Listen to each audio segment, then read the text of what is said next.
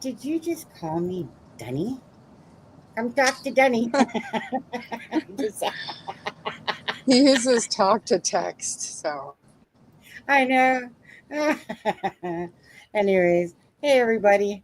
Happy it's Friday today. It's Friday. It's It's my Friday. Friday. It's Friday. Anyways, you guys obviously doing a live earlier today. And of course, Jack and Lily update on a new search that's going to be taking part tomorrow, of course. So, anyways, welcome to the live. Please hit that like and the share if you don't mind. Of course, do it always for the children. Okay, not for the channel, for the children. And just some hellos right away. Hi, Vicky. How are you? Charmaine's in the house. And Kimmer says it certainly sounds like they think the babies are in the woods. And let's see, Susie's in the house. Hi, Susie Little. TGIF. It blows my mind that the dogs caught no scent, though. But maybe we won't know that for sure. Um, let's see, they should check the new Laird Cemetery. I'm not sure if I pronounced that right. X marks the spot, the pipeline, and the towers. Yeah. Hi, Lily. How are you? Yeah. Honestly, at this point, I pray that they had each other in their time of need. Yeah, I mean, it doesn't look good regardless, right? That's. Belinda sent me some pictures of about 4 pictures today. I'll show you guys those in a bit. Um, one of them for sure. I mean, they all are heartbreaking, but I think one of them will kind of resonate because of school. Um, so, anyways, we'll get into that in just a bit here. The theory surrounding the possible PPD is very interesting. Hearing from a personal account from a mother who suffered from PPD says to me that she blacked out during her episode was interesting. Well, I think again, I think to me it's just you have to take a look at everything, right? Just like everything, every scenario, every possibility with the information that's at hand, knowing that RCMP and that have way more than we do. And we'll get into that in a bit as well. Hi, Melissa. How are you? Right. Hi, Sil. I'm just going to say Sil, or else I'll probably butcher your name. There's Sharon Parker in the house. Sunny is our leader. Should I run for Prime Minister or whatever? Is that what ours is? Yeah. Prime Minister? Prime Minister. Hey, I'm going to have better service in like 30 seconds, so just heads Okay. up. Yeah. Okay. So hey guys, just trying to give you guys some shout outs here. Let me turn the comments on so you guys can see them on the screen. It's a crime machine. I've been shouting out your channel to everyone to follow and have their eyes left and mind blowing. Yeah. Thank you so much, Brenda, for saying that because I really do want to say this. Like yesterday, when people were saying where they're from, you know, uh, most people that were in here were Canadian. Yeah. From the Canadian, from West Coast to East Coast and stuff like that. So thank you for the support of the channel and giving shout outs and stuff like that. Again, we're not here to play games. Never play games, when it comes to the murdered and the missing, right? It's about trying to do your due diligence and put out the best known information out there. That's what we're about. We talk about things sometimes a little off the wall or whatever here and there, but it's always most important just to always keep it real. And that's what matters. Not into games, not into head games. Well, hold on. Nope, not into those either. Except for maybe sometimes with my husband, just a little bit. Not necessarily to get sent because we don't even know if these are Jack and Lily's prints. I get you saying, talking to phone there again, and we all know that there are more mobilized, more child-sized footprints, right? Okay. Hi, Lacey. How are you? Hi, Bev. Melissa's in the house. Hi, Melissa. Hope you're feeling okay or better. Hi, CB. I pray the search somewhere. I pray they search somewhere other than the woods, the tower, or where the Reverend Donna Serafina saw her vision would be a good start. Yeah, I would like to see that too. Yeah, Hi, Citizen Sleuth. How are you? Polar Vortex. Welcome. If one of the parents got up that morning to give them breakfast, if only one of the parents. Gotcha. Me and Charmaine are gonna talk about a little bit, but certain things we're not going to talk about that we were discussing today. But other things we will. Uh, yes, everything when she realized what she was doing or snapped out of it, she called 911 and turned herself into the police. All is good. Yes, everything when she realized she was doing or snapped out of it, she called 911 and turned herself into the police. Wait, what? What? What was I it? think I kind of understand what she's saying and kind of coming out of that fog of postpartum. Uh, But I mean, it's really good to hear so many people have kind of opened their minds and started thinking you a little sound so bit. far away, I know Charmaine. it's gonna get right. Oh, It's gonna get better here. Just give me like two okay. minutes. But Well, it's let just me. really good to hear everybody like opening their minds a little bit. And, you know, Yeah, I'll turn up the volume a bit on you and up on here. Uh, Sunny Kent says no PM, so come here and go for a prez. Oh, you mean oust Donald Trump over there? That would be a good day. We just won't know until they're found. Absolutely. Again, really, it's just again, there's facts and I say facts loosely in a sense because obviously, you know, um, not everything is proven in a sense, but it's the stuff that the parents are saying, that the LE is saying. Those are the most important thing, family members, right? So that's the best we can do is just be a voice for these children, be a voice, you know, for the family that's hurting really bad because of the situation. And that's the part that sucks, right?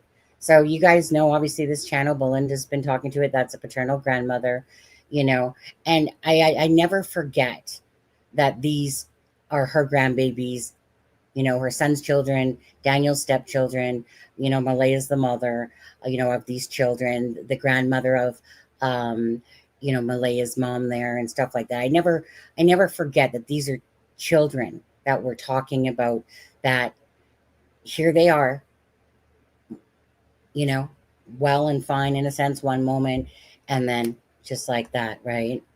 And not knowing truly what happened to these children 4 weeks later, almost a month yet. It's just very sad.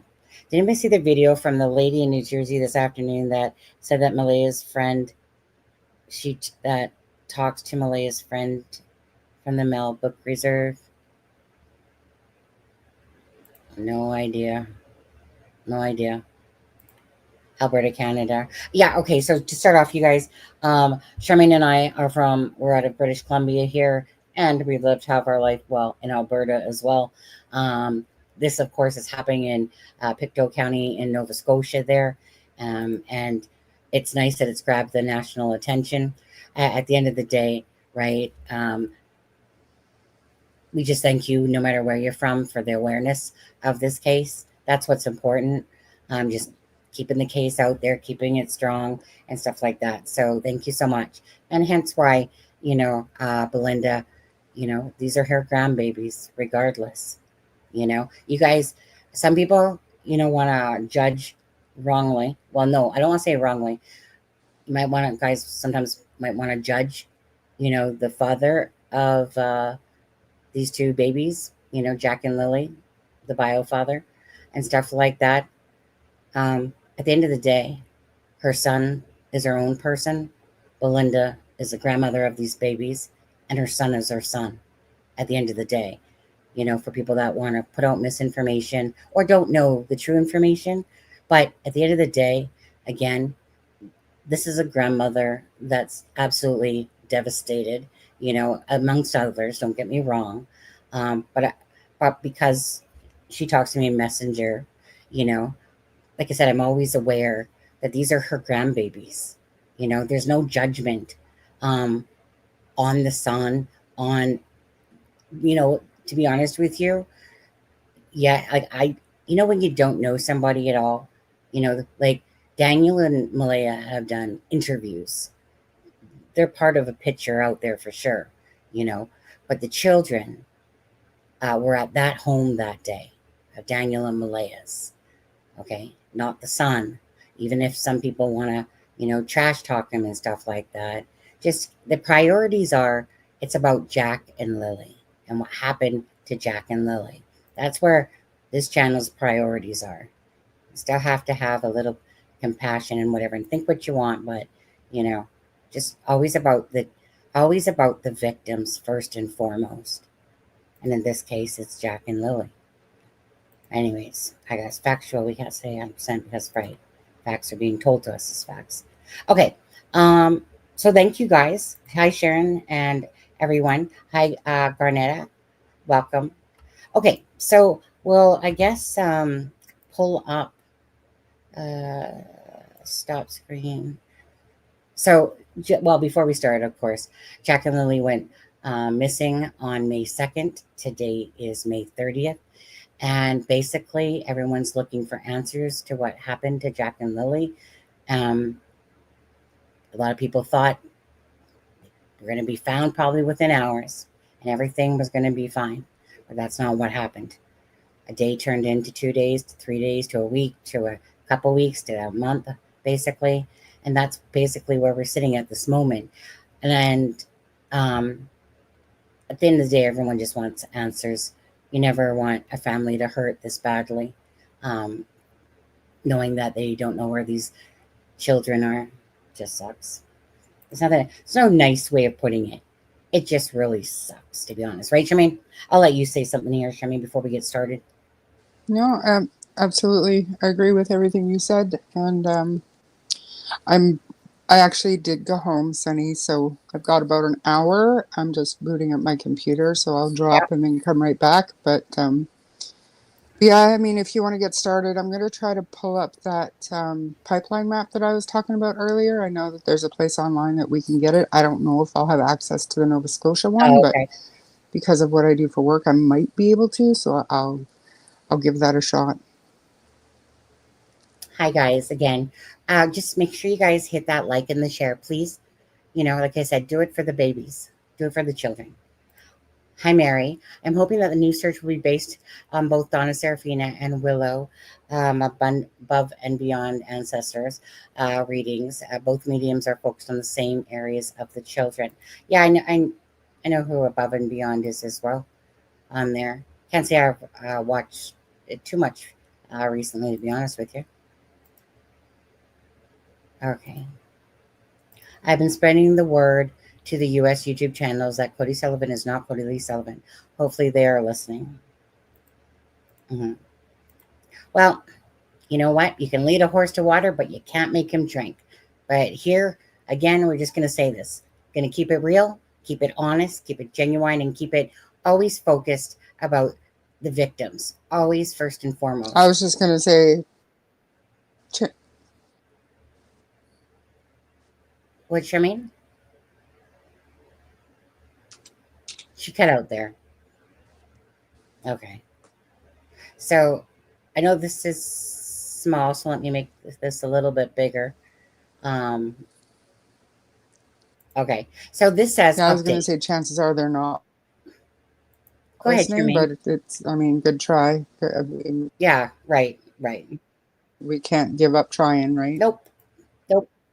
Canadian strong over on this side, guys?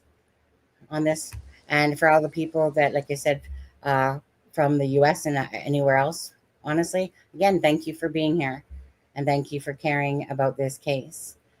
Um, so I'll quickly read this here. Let's see. So, update: the search for Jack and Lily continue tomorrow, May 31st, 2025. Thank you, SARS team, for going out again. We appreciate you, and always ask commentators to do the same. And then I'll come back. Okay. Royal Canadian Mounted Police, Nova Scotia, Pictou County. Missing persons investigation continue with the ground search this weekend, May 30th, 2025, Lansdowne Station, Nova Scotia. Ground search efforts are planned tomorrow, May 31st, as the missing persons investigation into the disappearance of Lily and Jack Sullivan. In an effort to advance the ongoing investigation and locate Lily and Jack, searches from ground search and rescue teams and the RCMP will focus on specific areas around Gairloch Road and the nearby pipeline trail where a boot print was previously located. We continue to ask the public to avoid this search area to allow trained searchers to do their work. Any future searches will be determined based on the investigation. You know, um, whoop, because I'm on my own Facebook page here. 1 second. Oh, if I only had a brain. Doo doo doo doo doo doo. You guys don't forget that this is the emoticon. If you're a member, you can spam that. That's Jack and Lily's emoticon that members can use. Uh, so, do do do do do do do. I have also been correcting a shitload. I appreciate that. Yeah, it's not an I thing, right? It's really a team effort. So appreciation for anyone that's trying to correct misinformation out there. Not that some channels are going to listen to it again, but you know what? At least you know you're trying. Just like we know we're trying to always do our best to, in this case, make Belinda proud. Any family members that happen to come across it. That at the end of the day, again, never say never to something. We don't know the answers. We can only speculate on the information that's before us. And the more that comes out, the more you can look at the case. But obviously, we don't know what happened to Jack and Lily. Nobody's been charged for it. And it's just keeping an open mind, is all it is. Don't outright just accuse people. I'm so glad that they are searching the pipeline area again. I remember when they mentioned the blueprint on the scanner and felt this area needed to be more in-depth search in the beginning. Absolutely. You know. And to me, anything.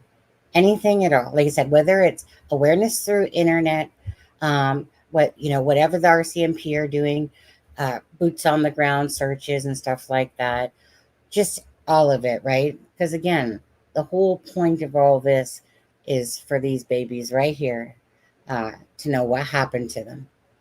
It's been a month, and that's crazy. I agree. So glad you guys speak facts, but I know a few channels who just put reading out. Yeah, absolutely. We talked about that yesterday and stuff like that. Like I said, you can lead a horse to water, but you can't make them drink it.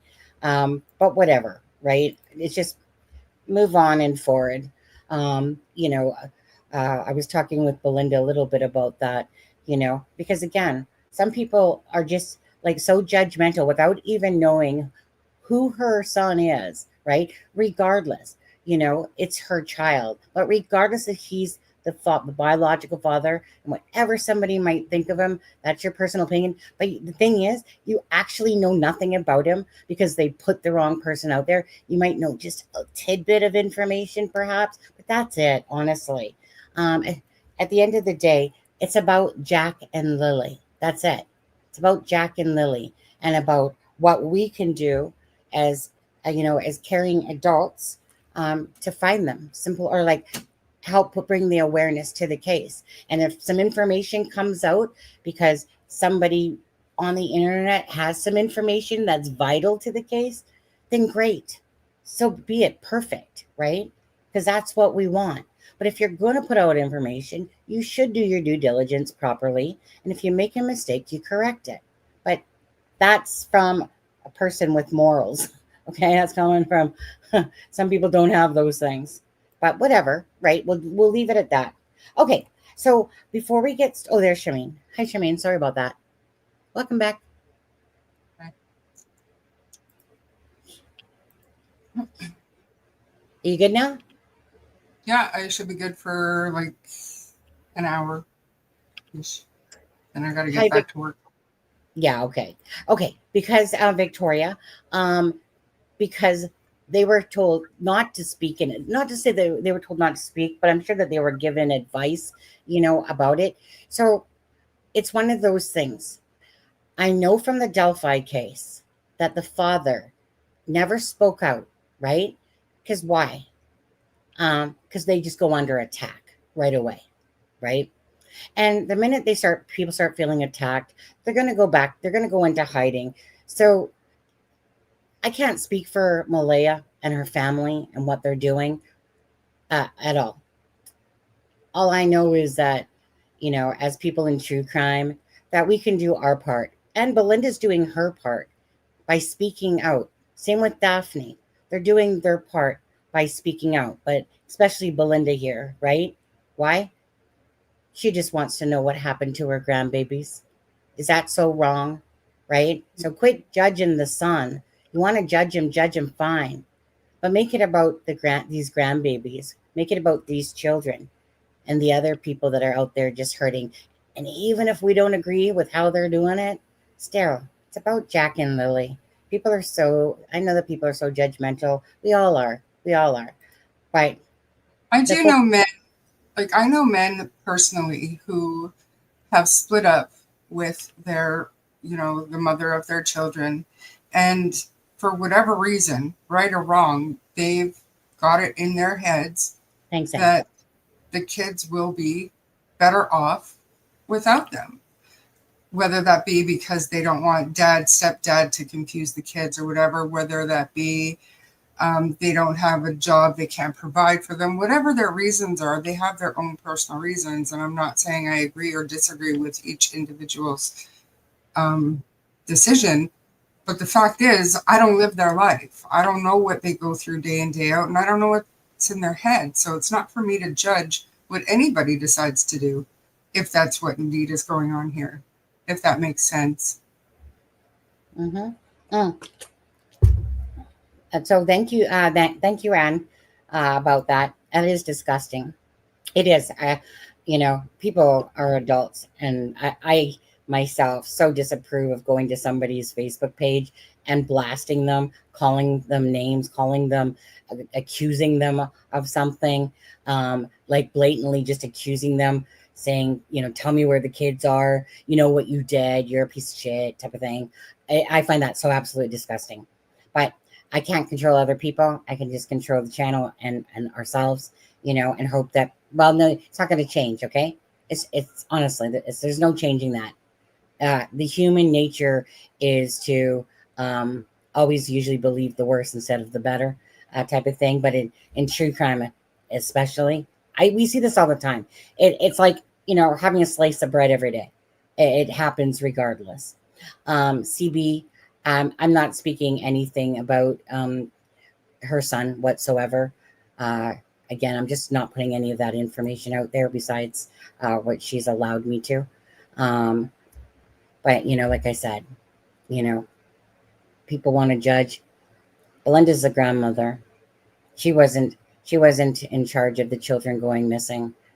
So just be kind.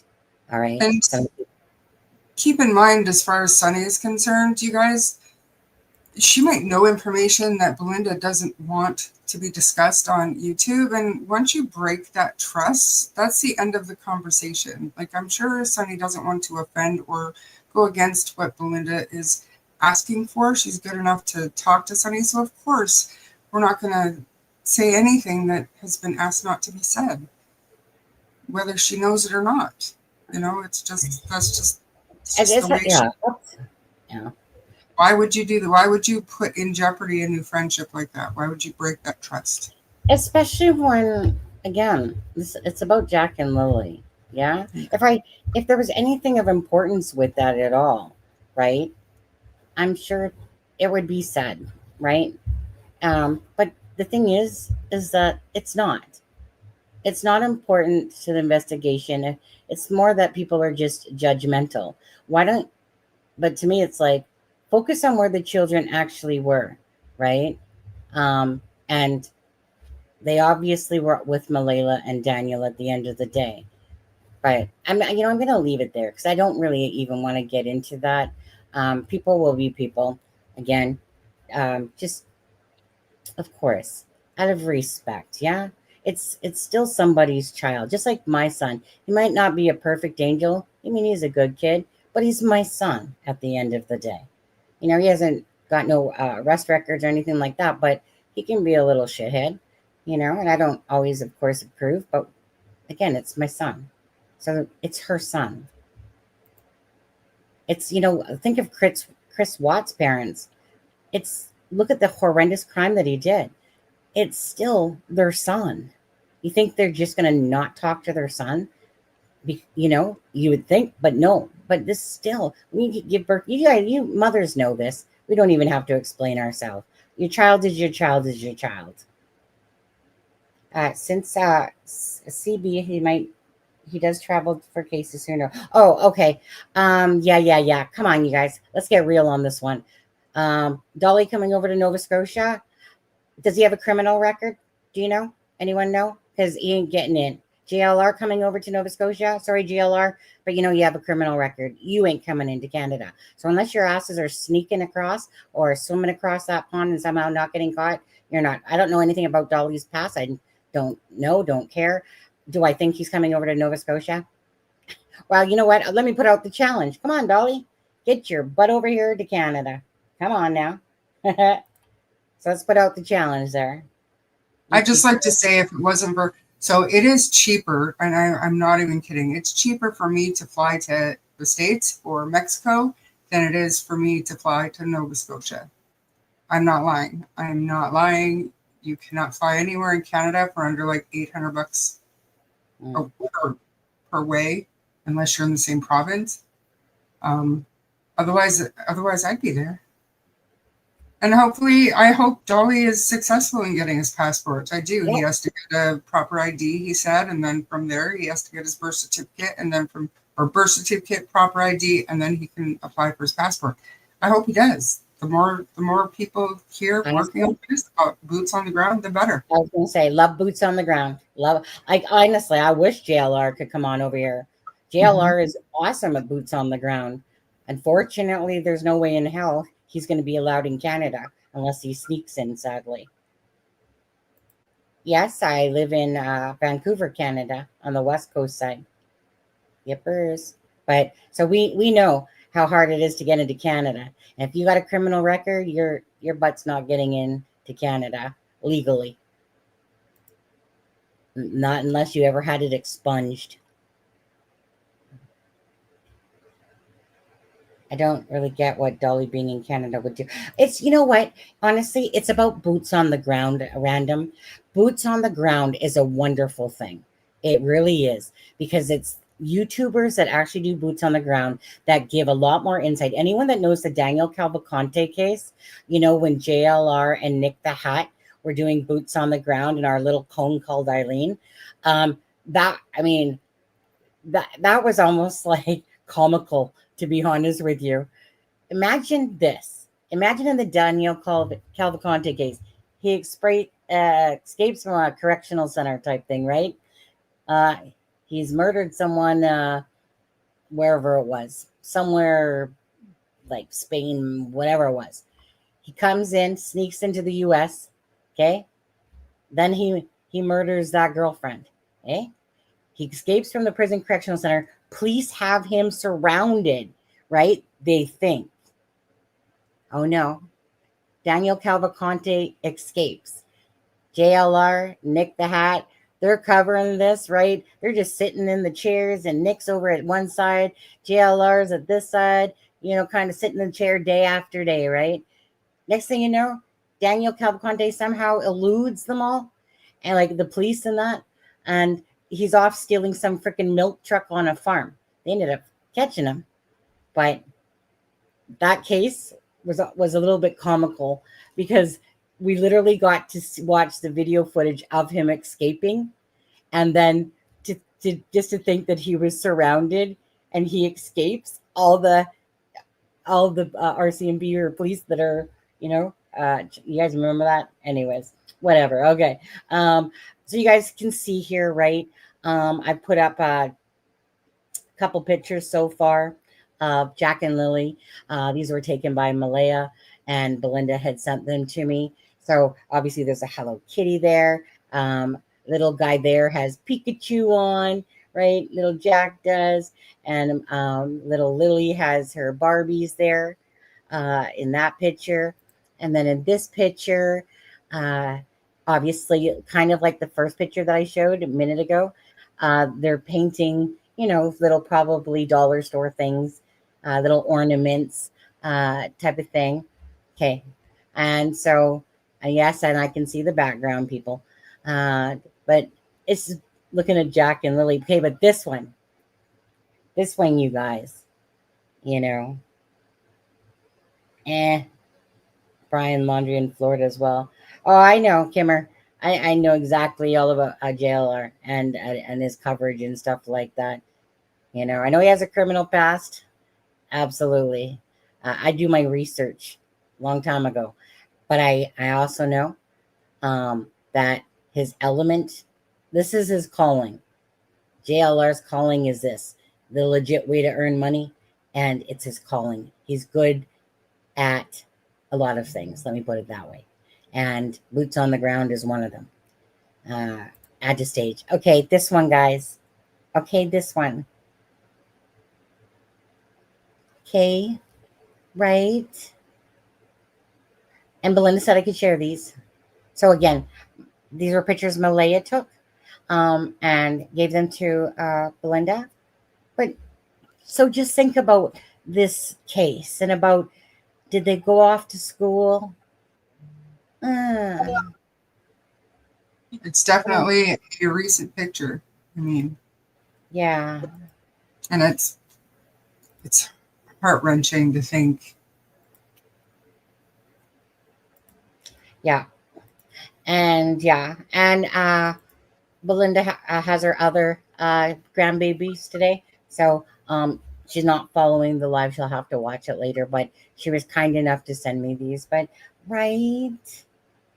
So please. I picture the mom, because I get pictures of my grandbabies every day. And so now that this happened and they've kind of been disconnected for a year now, I can't help but imagine Malaya and Belinda kind of reconnecting over this tragedy. And now Malaya is going through all of her pictures and sending Belinda whatever she can. And that to me is it's tragic and it's heartbreaking. Yeah, absolutely. I'm just gonna put these up now quickly, guys, as well. Okay, wait, where's the first one? Actually, no, I have the actual article actually. Kent had sent me these, so thank you, Kent. But I think I'm just gonna stop screen share present for a second. Missing kids. Okay. I think I'll just quickly play this. This is, obviously that video that came out the other day. I'll play this first, and then we'll go into some of the things that Danielle said, okay? Week ago, the road behind me was still swarming with search and rescue personnel as RCMP resumed their ground search for 6-year-old Lily and 4-year-old Jack Sullivan, who first went missing 3 weeks ago in Lansdowne Station. Now, this has been a story that has dominated headlines across the country and beyond as people speculate and wonder about what could have happened to these 2 missing children. Now, just because the road is deserted doesn't mean RCMP are finished with their investigation. In fact, they just put out a statement Wednesday calling on the public for more footage. Investigators are now asking anyone who has dash cam footage or video along Gairloch Road between noon on April 28th and noon on May 2nd to contact Northeast Nova RCMP Major Crime Unit. They add RCMP are committed to exploring all possibilities in the case and have formally interviewed more than 50 people, with more interviews planned in the coming days. The children's stepfather, Daniel Martell, says he has been interviewed extensively since Lily and Jack were first reported missing. You mentioned last time we chatted that you'd offered to do a polygraph test. That is correct. Has that already happened? That has happened. Right. And did you get results from that yet? I do have results, and I don't know if I can share those results, but they were good in my favor, we'll say that. Martell says he is glad the police have put out the additional call for footage and is again asking anyone with information to come forward. Despite not having had contact with the children's mother, Malaya, since May 3rd when she left the search area, he says an RCMP liaison has been assigned to keep them both informed as the investigation progresses. Trust the RCMP word, and I mean, you don't have to trust my word, but I'm the only one doing media for Jack and Lily, trying to keep the story alive and get them found. According to RCMP, any future searches will be determined based on the course of the investigation. They say they've covered a 5.5 kilometer search area and received 355 tips so far in the search for Lily and Jack Sullivan. Ella MacDonald, Global News. Okay. Now, just quickly, I will say something. Hi, my rent. I personally believe, in my opinion, the area that burnt by the fire should be searched on that one. I looked at that. I didn't feel the same way myself, but you know what? I mean, at the end of the day, everywhere should be searched, right? Right? It was a coincidence, though. And I mean, I know it was quite a ways away, but I mean, still, you can't if I mean that logic right there just kind of discounts everything that everybody that wants the Donna Serafina information to be followed up on, because I believe that's a good 20-25 minutes away at least as well, right? So He said it's about 25-30 minutes away, pretty much flat. Sunny does have pictures. Well, yeah, I do, but I'd have to probably scroll back, Kent, all the way through our chat, to be honest with you. But at the end of the, yeah, so I mean, I looked at those pictures, and I mean, I think that they would have checked that out, because of the fact that it happened the same day. But at the end of the day, we shouldn't assume, but we just want them, to search far and wide, and, if somebody takes it upon themselves to go search, those areas that perhaps the police aren't looking in. But I'm thinking that they would have searched that, because of it happening that same day. You would think, but we don't know. We don't know. So now I do want to say this. So we're not going to tell you what we were talking about today. Me and Charmaine, and then sharing it with Belinda. And then she reached out to the detective today with that information, just to make sure. At the end of the day, you just want to feel good with your heart that if there was information to be had, that they're aware. And basically the detective said that although we can't tell you anything about the case, just know that we're on top of it. And that was pretty much it, right? So I just wanted to she said I could say that. So, but I'm not going to tell you what it was, because we're not here to try to ruin an investigation, put out information, especially if they're, perhaps keeping their, eye on somebody. They're trying to gather footage and stuff like that. So we don't want to really interfere that way. So anyway, so that's what she said. She said she talked to them. Of course, they can't tell her anything, but we knew that. But that they're on top of it. So I really do believe that they are on top of this. And I think that answers will come for Jack and Lily. I don't know that we'll like those answers when they come, but let's remain hopeful still, regardless, even if the percentage is going to be quite low. Miracles can happen, do happen on that. Now, Kent has been sending me screenshots, but I know, and thank you, Kent, but I know that I've seen the actual article as well. So I'll show that. I think this is the one here. So of course, Daniel Martell. Me and Charmaine were talking about this a lot today. Bottom line is, I'm just going to say it. I feel like he's being sincere. I do. Every time I listen to this man, I do. And I don't know, Charmaine, do you want to talk about what we were discussing about, like, meaning, without talking about what we were earlier talking about per se, but kind of like the feelings about abduction and someone evil or whatever, like that part of it. Yeah, and like from day one, honestly, from day one, since we started covering this case, both of us were very honest about the fact that we couldn't get a good read on Daniel. We were looking for anything that would tell us that he was being dishonest, and he just came across as genuine. But we've both been duped so many times by so many different men and women. But it was really hard to believe that this, was genuine and for real. And I think we both, after scrutinizing, like we've done our fair bit of scrutinizing and speculation about this man. But at the end of the day, for me,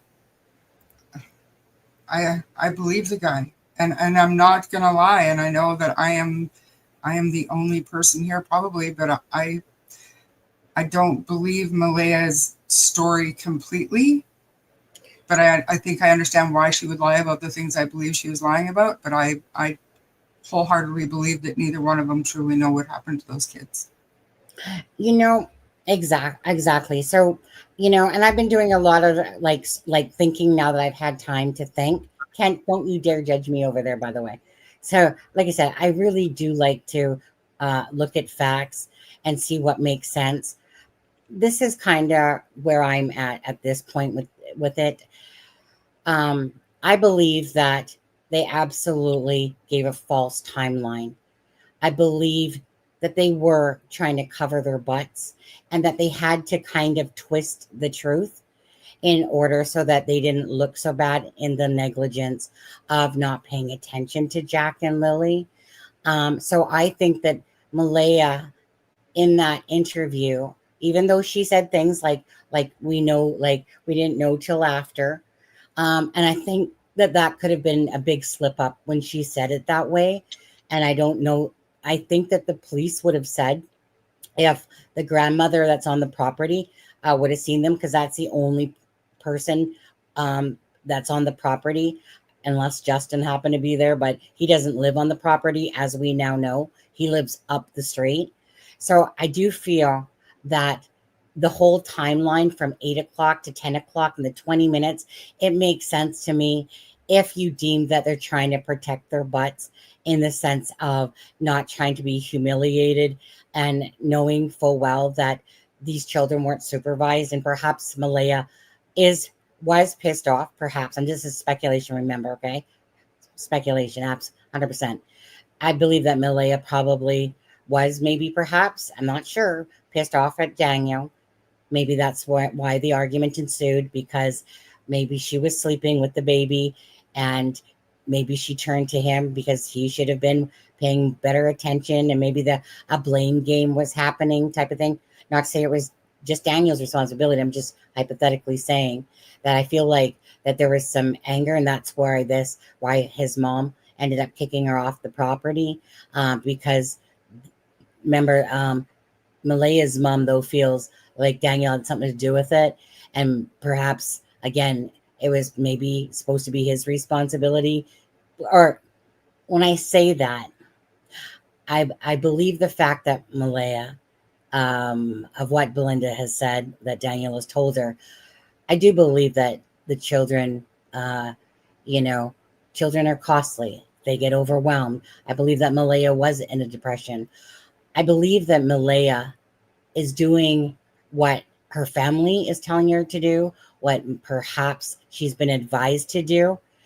And I honestly feel that neither one of them actually have direct involvement of the disappearance of Jack and Lily, although that not paying attention and not being aware that these children were outside and perhaps went to go wave to the bus driver on the way by or something like that. Who knows? But I honestly feel it bugs me, because I usually know when somebody's lying or telling the truth. But with Daniel, it's not that I've been stuck, but kind of. And it was always reflective of Malaya's interview. And so because I couldn't believe her, then how could I believe Daniel, since they were both telling the same story? And the truth of the matter is, I think that simply they were lying to fudge the timeline. So to cover up for the fact that they weren't paying attention and that these children disappeared. And I think even like with Aphrodite, when he said, about, I mean, he said the same thing too, right? And I believe that these children did go outside, regardless of supervision. I think that was a normal thing. And again, when you listen to Malaya's interview, it's so like it's such a storytelling thing, how she's doing it. And she's saying these weird things during that interview. But I really just think because she's not doing a good job at it, because she's lying. And they're both telling a mistruth about the actual timeline. And But I do here, think, yeah, go ahead. Consider this just for a second. And honestly, if Malaya is listening, I'm sorry, but I have to say it, because people need to, I don't know if you can teach empathy, not how to be an empath, but teach empathy. Try to imagine this situation for yourself. And it's super hard, but just try that. You wake up and you call the school at 6 a.m. to let them know that your kids aren't going to be at school that day. And then for whatever reason, you go back to bed and you have no intention of getting up and doing the mom thing with your older kids because they're fine. They always do this thing by themselves. And you go back to sleep with your baby. Your boyfriend happens to fall asleep, whatever. Then your kids don't come back. They go missing. And now you have to sit there and realize in front of a news camera that had I just stayed up and been, sorry, a mom that day, none of this would be happening right now. None of it. And it's heartbreaking. It is true.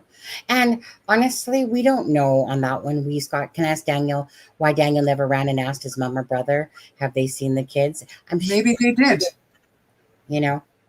Yeah. He also made some other phone calls. And so that stuff I'm not going to share with you about that. But he did make phone calls about the disappearance of the children. And I just know that like I said, I know that my mind switches, but I really feel with Daniel, everything I've seen about this man. I mean, look at this picture here, guys. Well, no, I'll go back to it later, right? But I mean, you guys know Daniel has a YouTube channel with Pokemon. I mean, both kids in the picture have little Pikachu pajamas. Everything I've seen about Daniel is not controlling. Like I said, I'm not fooled, but I've held back with him because of Malaya's interview. But if I just focused on what Daniel and how he has been in this whole thing, like from start to finish, I'm talking about, right? Looking at everything and stuff like that, thinking about the things that he's told Belinda, this doesn't seem to be a man. I'm sorry, but for me personally, and you guys remember, this is just our opinions, okay? It does not have to resonate with mine. But everything I'm seeing of Daniel is someone actually that is kind and nice. And I think that he's actually a sweet person, to be honest with you. I see I've seen his Pokemon channels, listening to his voice. I've seen all these pictures of him having kids. You know, I just don't see it. And I even think, go ahead. When you talk about that, and people say, "Well, why did Malaya leave him then? Why were they kicked off?" So if you've been listening, we know why they were kicked off. It was basically a disagreement, which could have been about anything. But the fact is, according to Belinda, who I believe got it from Malaya, she didn't want to leave. She had no choice but to leave. And I personally believe that it had to do with the state of the house, that CPS said you can't keep your child there. If you're going to stay here, then we're taking the child because the child cannot stay here. Mm-hmm. I don't, that's just speculation, but Malaya, from what we've been told, didn't want to leave. Mm-hmm. There was a setting the night before a family gathering. No. I think Sunny's going to get into the article and everything about the video that was released or that the RCMP saw. Everything that we need to know. Yeah, is what Sunny's going to cover right now. So let's just look at this for a moment, okay? Okay. Let me just man the right one here. Okay. So 4 weeks after 2 children vanished without a trace in rural Nova Scotia, the child's stepfather is holding on to hope. Lily Sullivan, 6, and her brother Jack Sullivan, 4, have been missing since May 2nd when the police received a 911 call from their mother and stepfather reporting that they had wandered away from their home in Lansdowne Station, a sparsely populated area about 140 kilometers northeast of Halifax. The disappearance sparked an extensive 6-day search through 5.5 square kilometers of mostly dense woods and included up to 160 search and rescue officials, dogs, helicopters, and drones.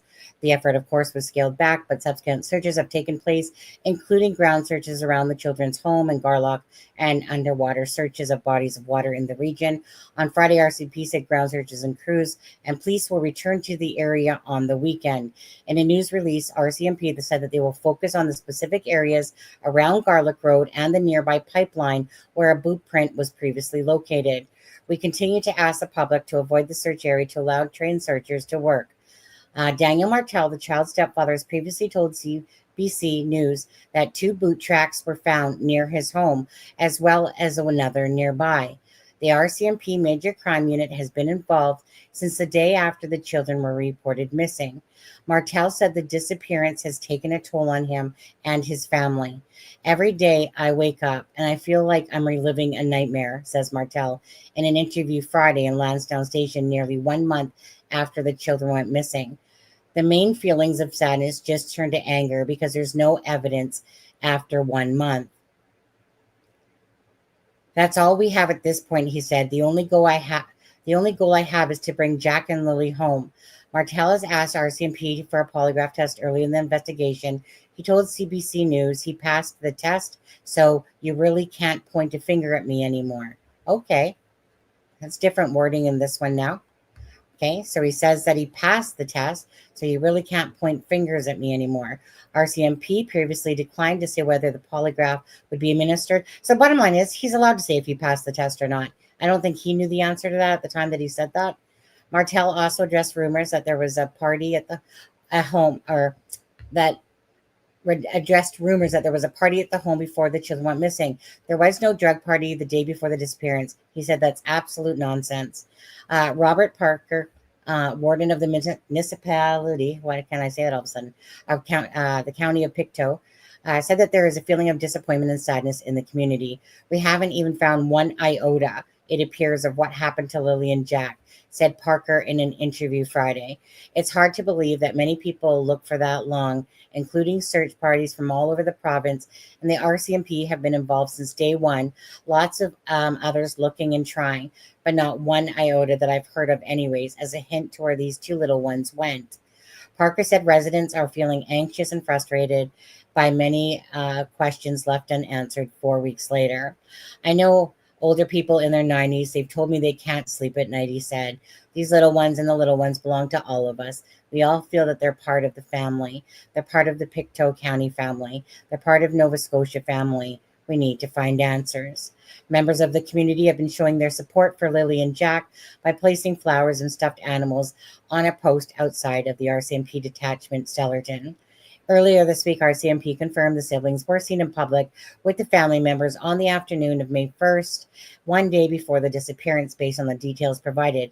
Martell said police retrieved surveillance camera footage in New Glasgow that shows himself, the children's mother, Malaya Brooks Murray, the couple's 1-year-old baby, Meadow, and Lily and Jack. And he said he couldn't say where the footage came from because it might be important to the investigation. He said police were also asking anyone who has dash cam footage along Gairloch Road between 12 p.m. AT on April 28th and 12 p.m. AT on May 2nd to contact them. Last week, residents who live near the children, where the children went missing, said the police had collected hours of footage from 7 trail cam. We know that, but we'll say it. 7 trail cam cameras scattered over a 16-hectare property. RCMP said that they have received 355 tips and have formally interviewed more than 50 people at the time. The Mounties have said all missing persons cases are treated as suspicious until our investigation leads to determine otherwise. Families of the children's mother have said they were advised by police not to speak to media. Right. Advised. That's the word. And that's exactly. So we'll keep their faces up there. Sorry. Couldn't see you guys. 1 second here. So sorry guys, I'm when I'm behind on the other page, I can't see any comments at all. I was trying to keep up, but I don't know. Yeah. I don't know. Well, Patricia, they're not going to, okay. Agree to disagree. That's... Which one? The pictures that were sent to Sunny today were sent to Belinda by Malaya. Those are recent pictures. So I think that we're just on a different page of the same book. So we'll agree to disagree. What was the thing? What was the comment, Shermy? Just a conversation that Patricia and I were having in chat about about the case. So she believes that the kids wouldn't have gone into the woods together, which I have no idea whether they did or not. But I said, my point was, it is more likely for both of them to have gone wherever they went together than it is, and something happening to both of them, than it is for just to pretend for a second that they got abducted. They walked to the road together and an abductor came and plucked one kid into his car and then took off. Of course he's not going to do that. He's going to take both kids. Or if Jack got into some kind of trouble out in the woods, Lily's not just going to leave him there. Maybe she knows her parents are sleeping and they don't get up for nothing. So she went to try to help him, and the same bad thing happened to her. Like, it's more likely that whatever happened to them both. It was my point. So, and then it just kind of went from there. And I don't really, if you want to read it, you can, but I'm not going to rehash it all, because I've said my opinion and she said hers, and we're still family, and it's good. Yep. Opinions. Everyone could have different opinions on this. Okay. Again, each to their own. I have my opinion. You guys totally might disagree with it at all, but you know, like I said, I just like taking something and putting, like trying to take a puzzle and trying to understand it and really use logic in my thinking, of course, because, you know, and you guys can have whatever opinion you want. As long as we're all adults about it, that's all that matters to me. Sharon Parker, thank you for buying me a taco. I can see it, the coffee app there. Thank you so much for doing that. Thank you guys, of course, everyone, for joining us today. And Sherman, tell me how much time you have left.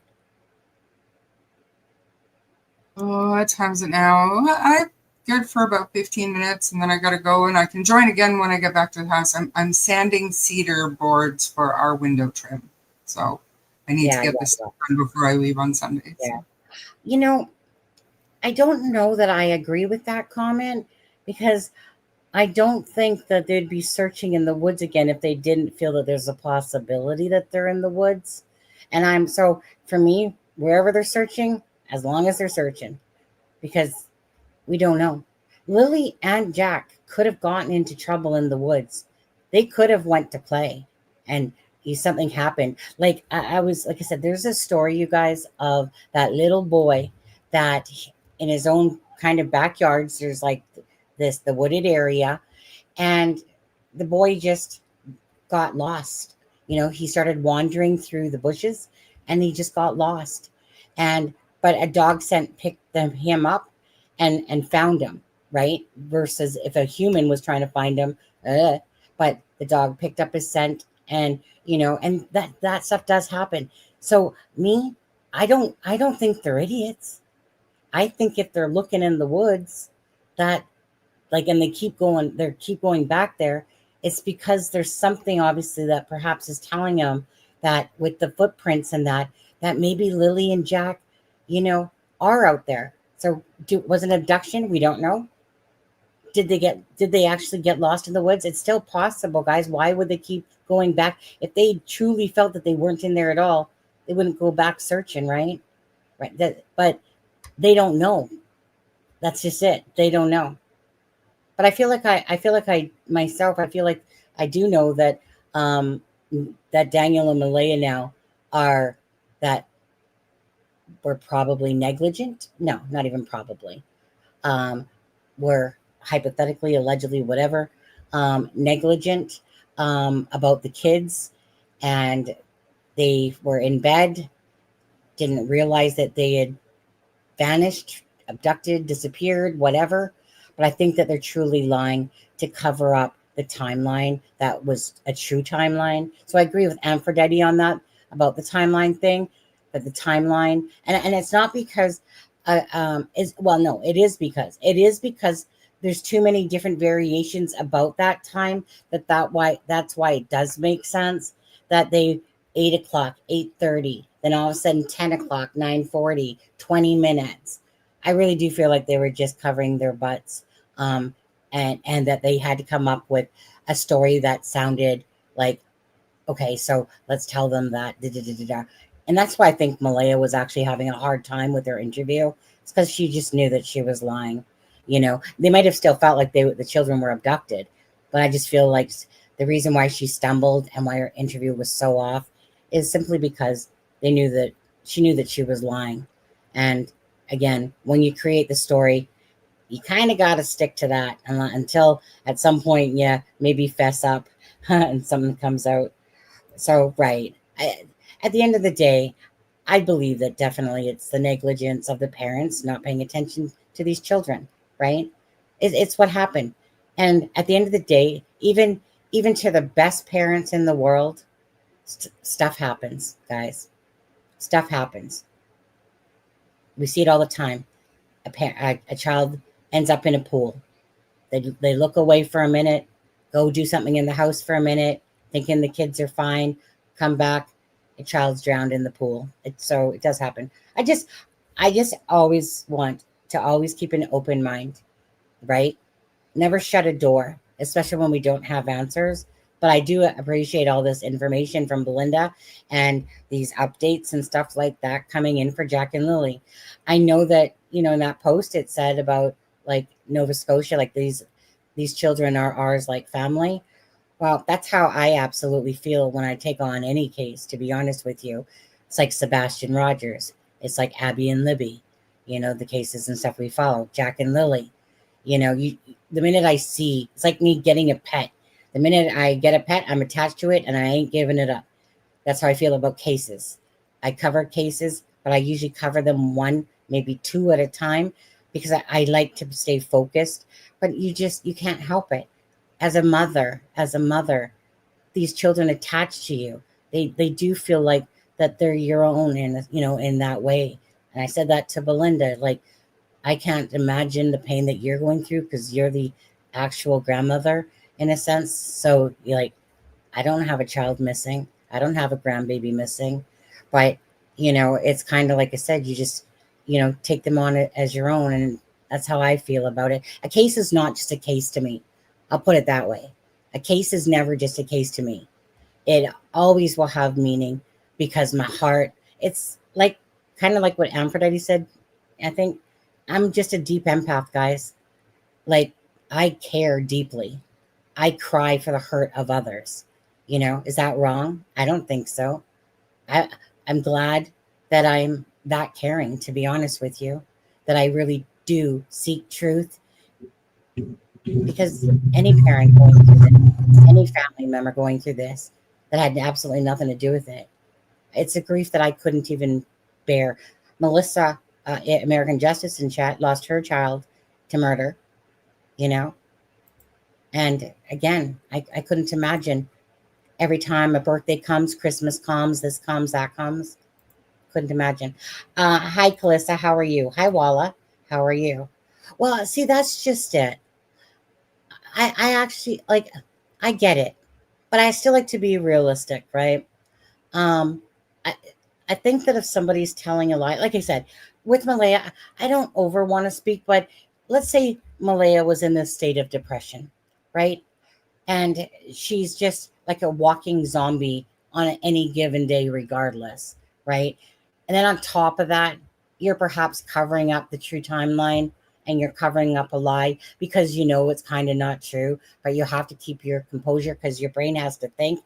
You know what I mean? So it's not organic that way. So somebody that is literally just everything truthful is coming out of their mouth, organically, they're just going to cry naturally. But when if you know that you're fabricating a timeline and you're trying to remember the stories, you're being asked questions, I can understand why maybe tears aren't coming down at that point because, right? And so other people that are accused as well will have tears running down their face. So I always find it a little bit of one of those things, never judge a book totally by its cover until you've at least like looked at kind of everything. And with Daniel, well, Malaya's just one interview, okay? But Daniel's had multiple interviews and he's done multiple things and some things behind that you guys don't know about. but I'm not going to say it because that's a trust between me and Belinda on conversations. But, you know, like I said, you know, like, look at these guys. Look at this little Pikachu. Okay, we know Daniel has a Pokemon channel. Look at little Jack, little Pikachu. You know, wait a second. She's wearing them. I wonder if they each got a set on this one, or if they're sharing That's it. what I said to you earlier, Sunny, when I sent that I know. picture. I was like, are they sharing pajamas or did they each get a set? On there? But most importantly, but I know, right? So I don't feel like these kids were unloved, neglected, perhaps in a sense. You know, I mean, again, Belinda said that Daniel told her that basically it's like after having Meadow, she was worse than postpartum depression, and that she was, you know, not giving Jack and Lily the time anymore, right? So there's a lot to this, but does this boil down probably to the fact that yes, they probably fabricated some time there, and the time is different than what it is, and were they not paying attention?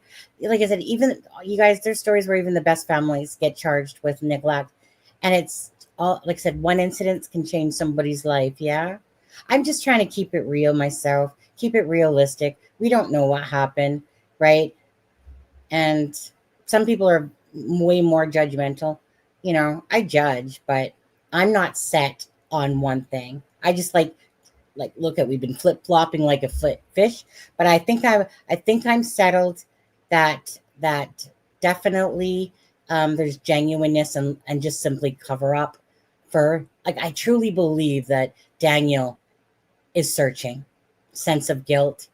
Both of them, I think both of them have a big sense of guilt for this.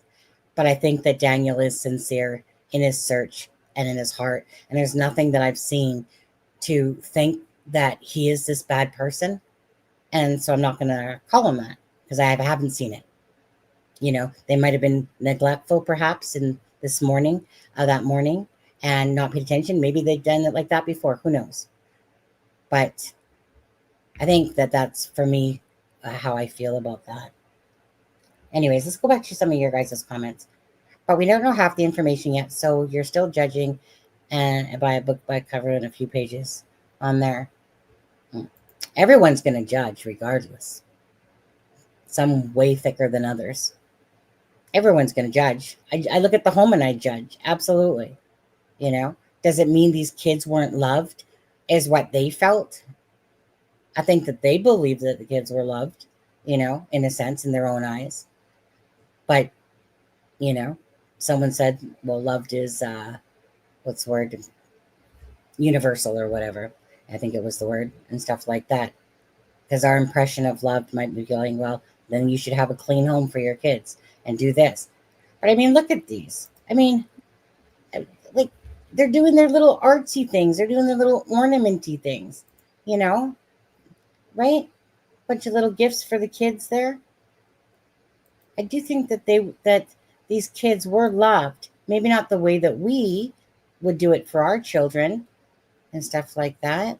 But, like, you know, look at them. They're doing little soldier things. Those little cracker people on there.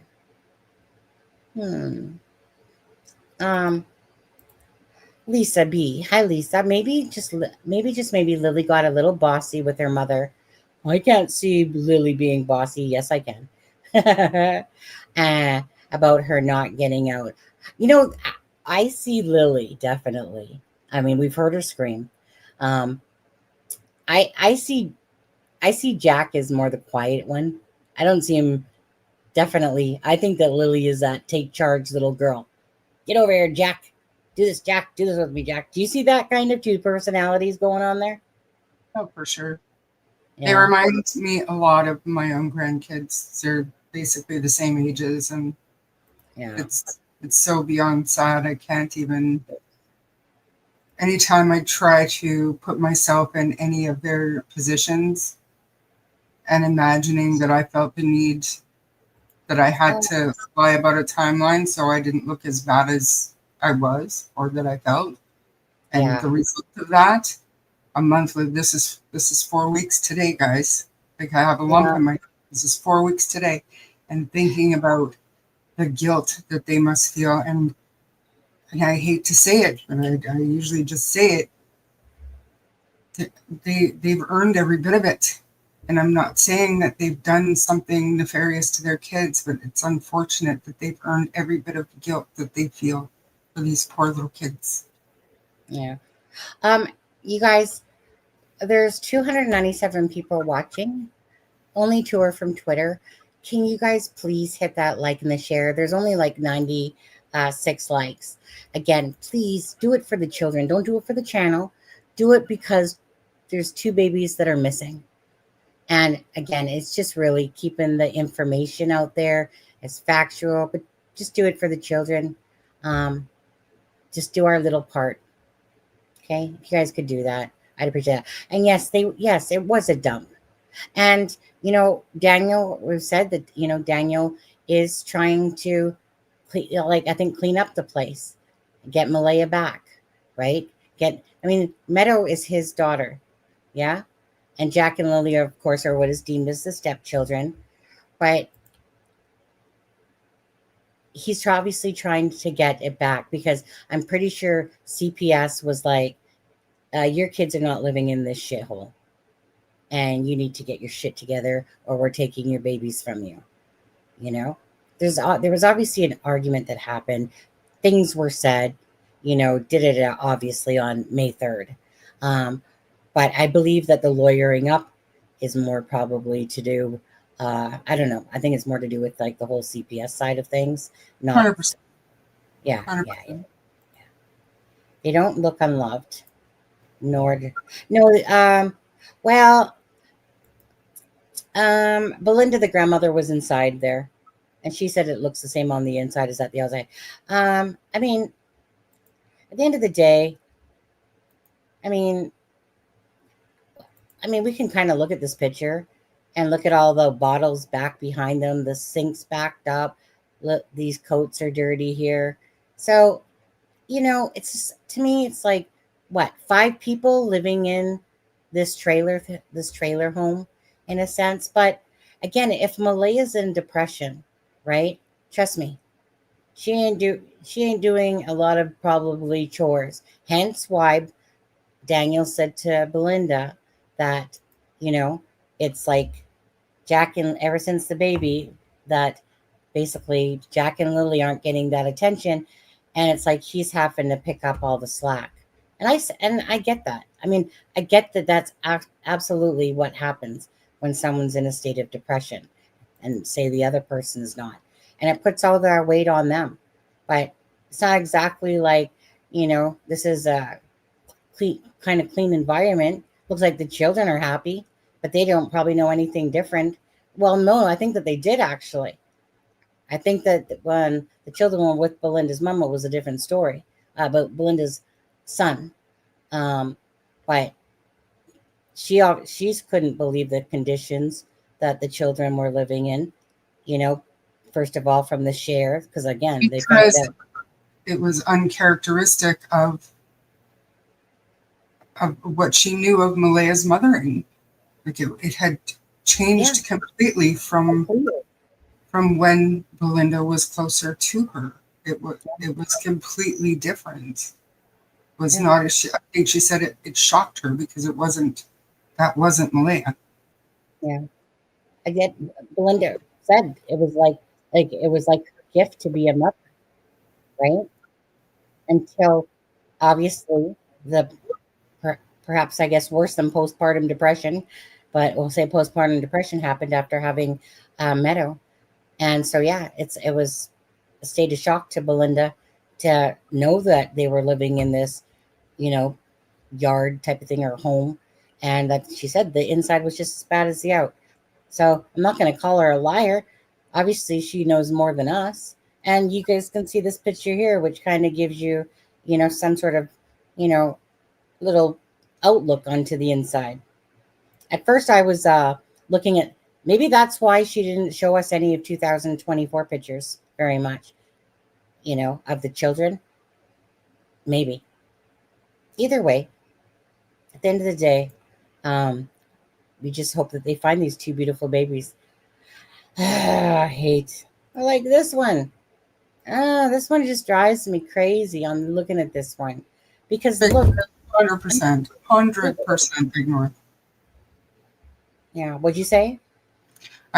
Big North had said, from Daniel and his brother's perspective, I don't understand how two able-bodied young men could have a property like that. The yard is unorganized and unkempt. You don't have to be rich to be clean. That's what I was saying the other night. Like, I have plenty of friends who struggle financially, who live in rundown homes that still make them homes and keep them clean. Yeah. It's okay. Charmaine, if you gotta get going, go ahead. Yeah, I'm gonna go and I'll check my bars when I get to the house, and I'll try to rejoin, but I'll be in. And to be honest, I don't even know how much longer I'm staying on. To be honest. Okay. I won't worry about it then, but I'll be in chat. It takes me about half an hour to get there, but yeah. I don't think that I'm going to be on that like too much longer. I just, yeah. Thank you, Charmaine. Okay. Have a good day, everybody. Yeah. Hi, Rhonda. Don't forget to bring up the Candlelight Vigil. It's like an online thing. It's a private group, but I shared it with you, and I've reached out to the admin of that vigil to see if there's a way that either I can stream it on my channel if Sunny's busy, or if you can admin me on yours so that we can stream it on your channel. But Candlelight Vigil is in Messenger for you to check out, Sunny. So, and that would be on. I gotta scroll all the way back. Hold on, let me see if I can do it this way. I'll do it. Okay, I'll share that. Okay. I said, thanks, Charmaine. I'll be in chat. Have a good day. Okay, doke. Let me go find that.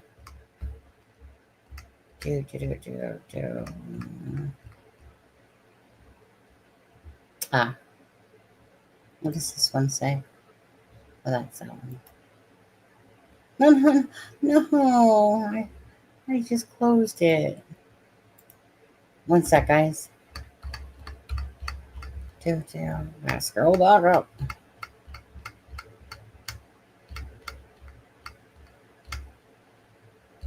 Just above here. There it is. Let me just grab it and then bring it in. I gotta take some of these. Got too many things up here.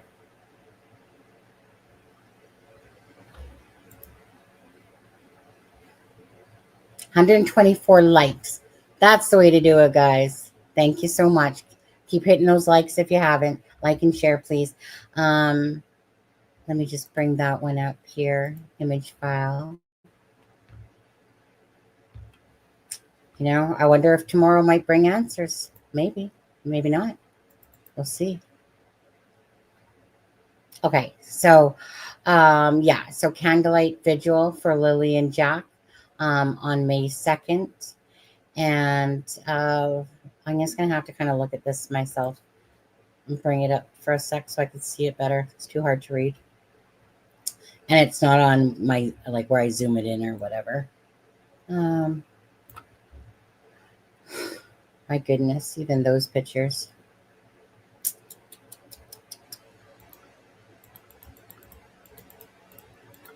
Come on already. Where?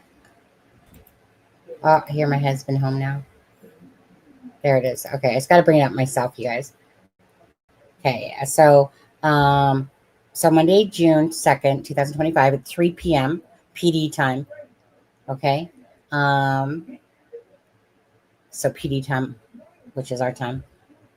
Lana King and Lily and Jack updates. Let's bring them home.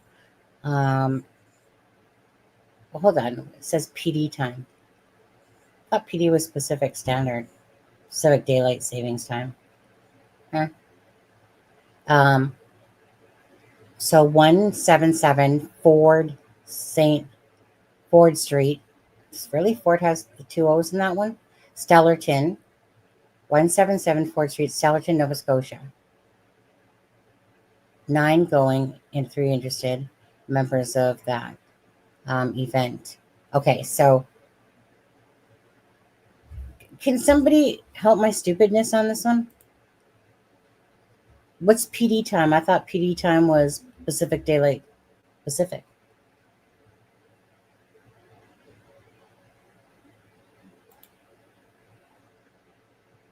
Hi, Nikki. Hi, Takamo. Takamo.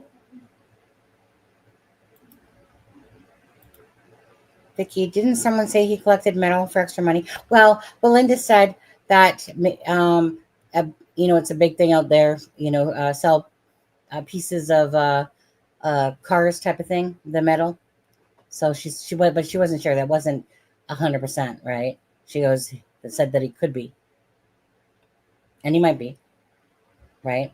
He's not working too much at the one. Maybe him and his brother do that. You can live in a mobile home without being in Pictou. That's just it. Absolutely.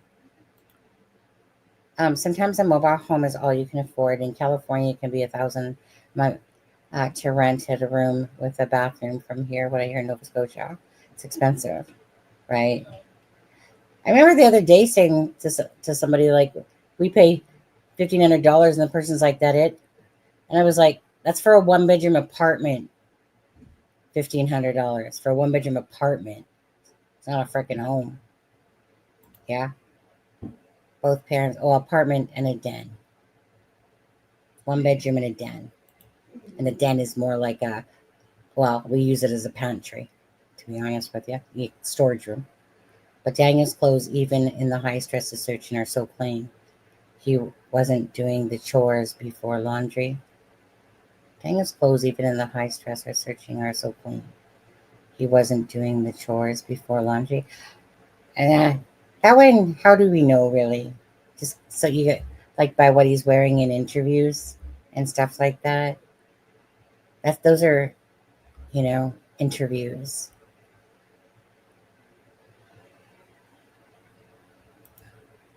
These photos are, these beautiful children have me in tears, quite literally. I know. That's how I was the other night, right? It's kind of like when Belinda showed me them this morning.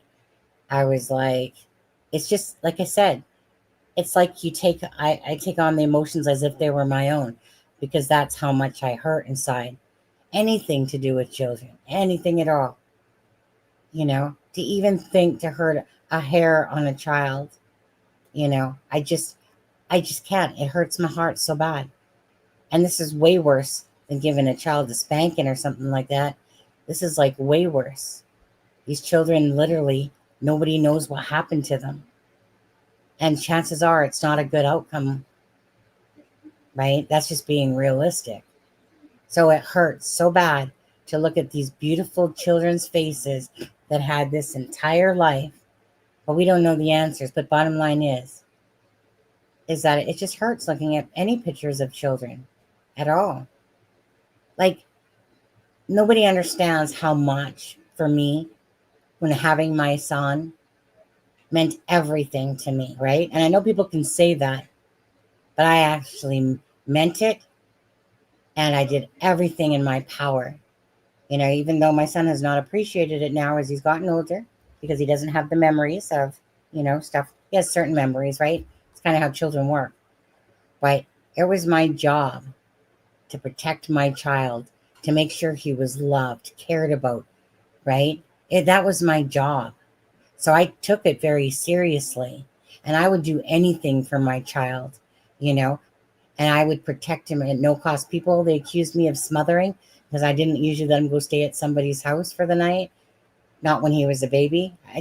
Because I felt like I had to protect him always, and I just didn't trust anybody else over myself, to be honest with you, and my son, he has hurt me so many times that beyond repair at the things that he said to me since the divorce, even though the divorce, I didn't ask for the divorce, but he said so many mean things. And in my heart of hearts, I'm like, it's not truthful what he's saying to me, right? And it hurts so bad. I literally was crying for like the last 10 years with pain. No, I'd say 8. And because of the painful things he would say. And I'm thinking, how? Like, your mother's always been there for you, always. So it's so although my son hasn't appreciated Maybe now he will because he has a child. But it's so hard when you know the truth and yet they're slinging the wrong shit at you, but they're doing it out of their own anger because they blame you and stuff.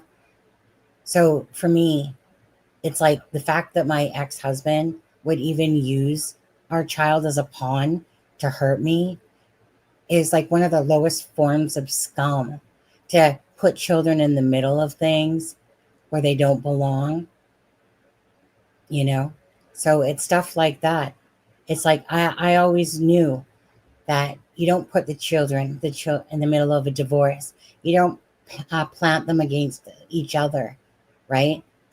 Each parent, regardless if you hate each other, the kids, they can love you both without hating one or the other type of thing, or take sides. But you should never put children in the middle of stuff, you know? So for me, like I said, for children, you don't fuck with children. You don't fuck with their stories. You don't manipulate their stories. You don't use it for selfish, self-absorbed reasons. You don't like that's you don't. Simple as that.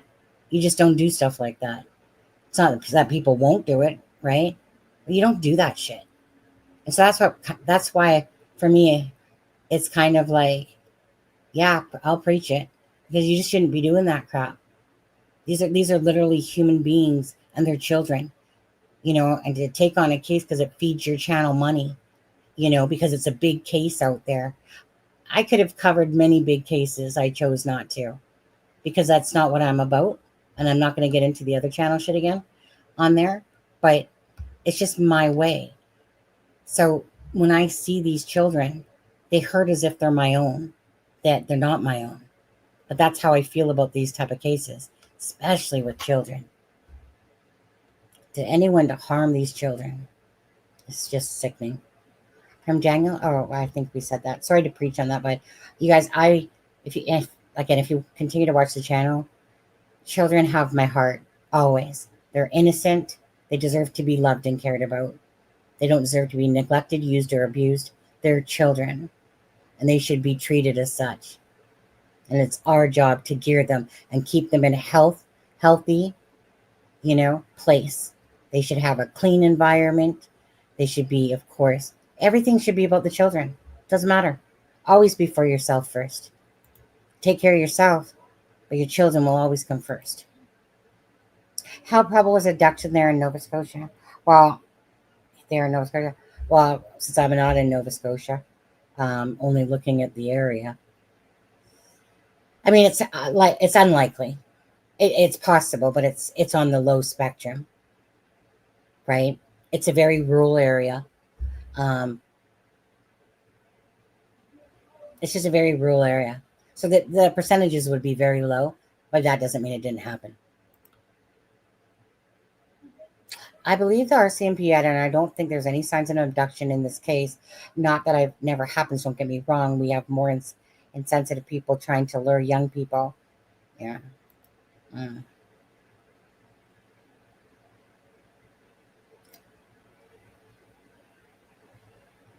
So those kids were living in squalor for just a couple days. What do you mean? What do you mean for just a couple days? They were living there for a couple years. My mind is open to anything. Mine is too. You have to be. You can't just settle when you don't have the information of facts to guide you that way. You have to be open to everything. I mean, the case would be solved if they, you know, in a sense, really, if it was that easy, yeah. But when nobody has been charged or anything like that, you have to be open to mine because obviously they're asking for camera footage, doing searches in woods, you know, all that stuff to figure out what happened to these children. Oh yeah, I know who Donna Serafina is. Yeah. Played her clips, know her from the Suzanne Morphew case on there. I respect Donna Serafina. I respect and I say Sweetie Pie Low usually with her because from the Suzanne Morphew case, anyone knows for Donna's read on the Fallow case, right? You just need to go She did it way before the kids were found. That's all you need to know. And she was absolutely spot on. Doesn't mean she's perfect. Doesn't mean any reader is perfect. But at least they're trying, and at least they're genuine. They use psychics, you know. It's not that they don't. I remember in Summer Wells' case, there was a lady I was talking to. So there was a psychic that was brought in, but the police didn't admit that they brought the psychic in. But because they'll just deny it, right? Because they'll still have the stigma.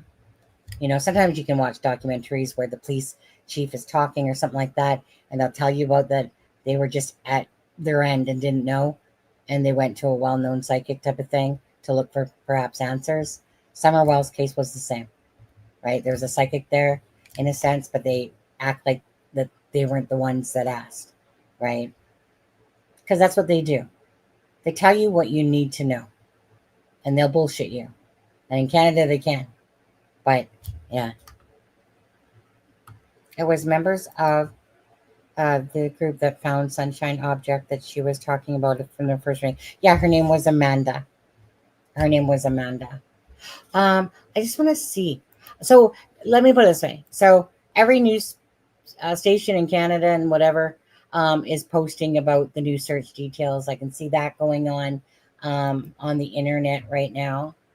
And what else? I'm just going to take a quick boo here, guys. Let's see if there's...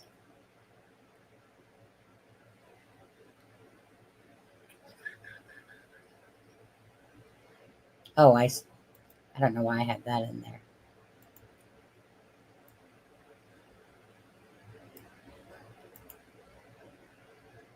I mean, there's just simply this as well. You know, but that's just the same thing repeating itself.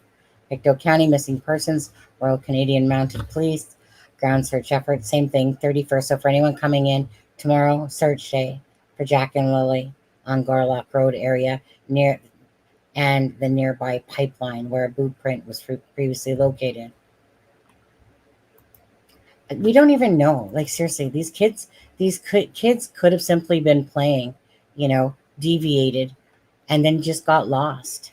You know, could they have? We don't know. Why else would they be out searching still? If they truly thought they went in the woods, they wouldn't be wasting their asses and all the effort doing that. So there has to be something that still makes them think that it's possible. I heard one report, maybe from dispatch, about KOA campground nearby. Oh, right, that one. And that they checked there. It just sticks in my mind for some reason, being that it's across the road. Yeah, you talk about like that Lorda one there, and it's right across the road. No, but I mean, it's guaranteed that that would be absolutely searched. There you go. Kent's got it for you.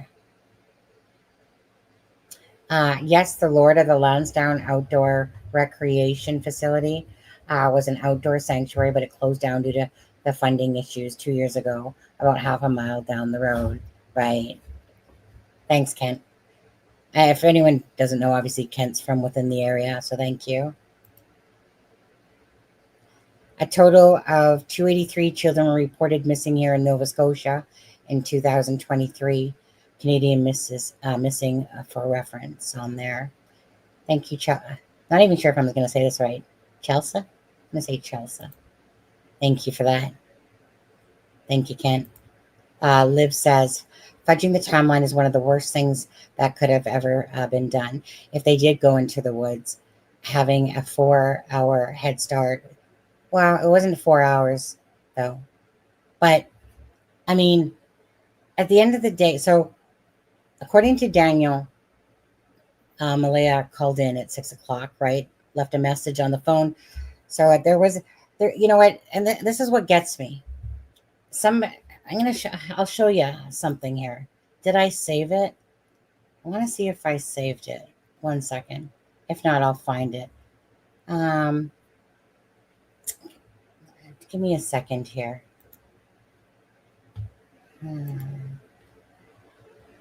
Which, 1 second. Oh, okay.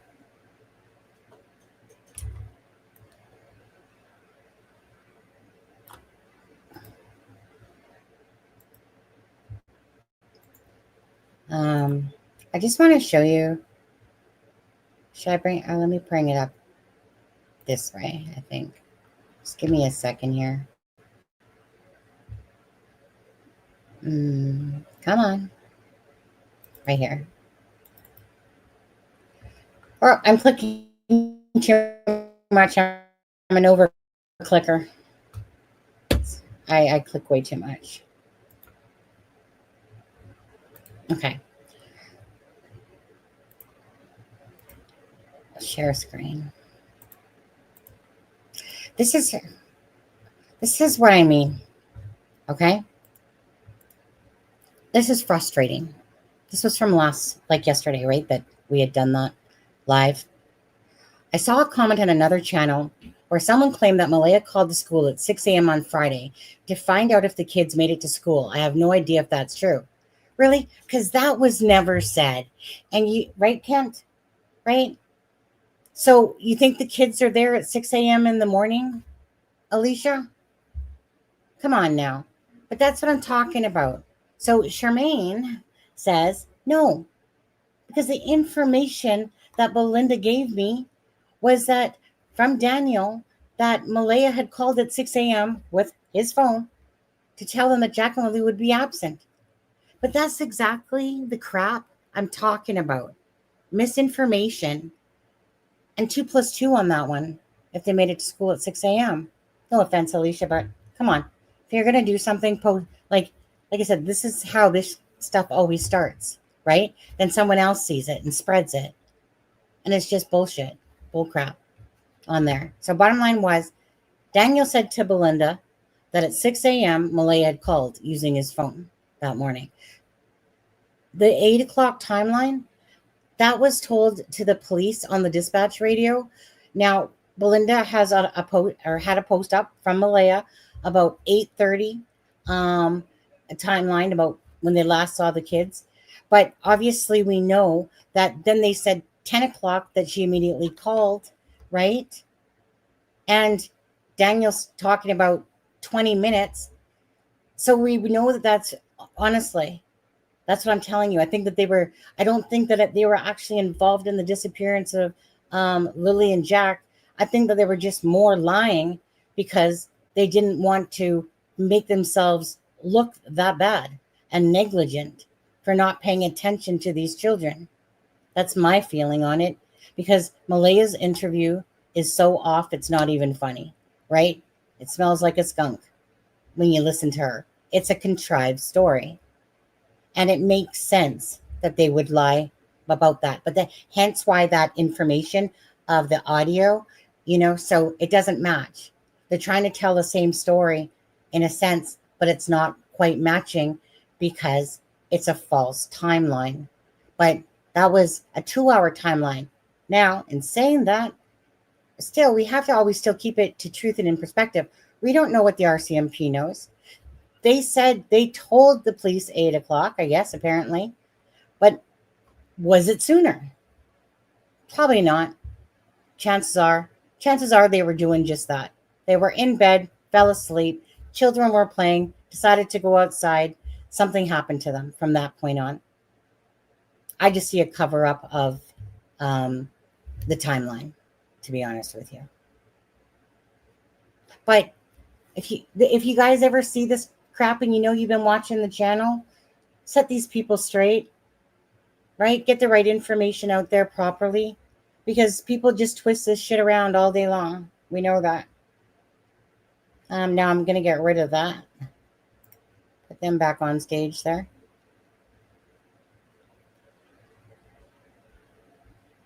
So again, for anyone watching, please hit that like and the share button. Please don't do it for the channel. Do it for the sake of the children. Do it for Jack and Lily. Do it for the family. Yes, the stepdad and mom were just honest. We're just honest from the get-go instead of coming up with this. Wait. Yeah, I think I get what you're saying there. Did Bio Grandma ever explain Bio Dad's lack of involvement? To me, but I'm not telling you guys that. Again, it's none of your business, right? The children didn't disappear from his home. They disappeared from Daniel's and Malaya's home. But at the end of the day, again, that's her son, regardless.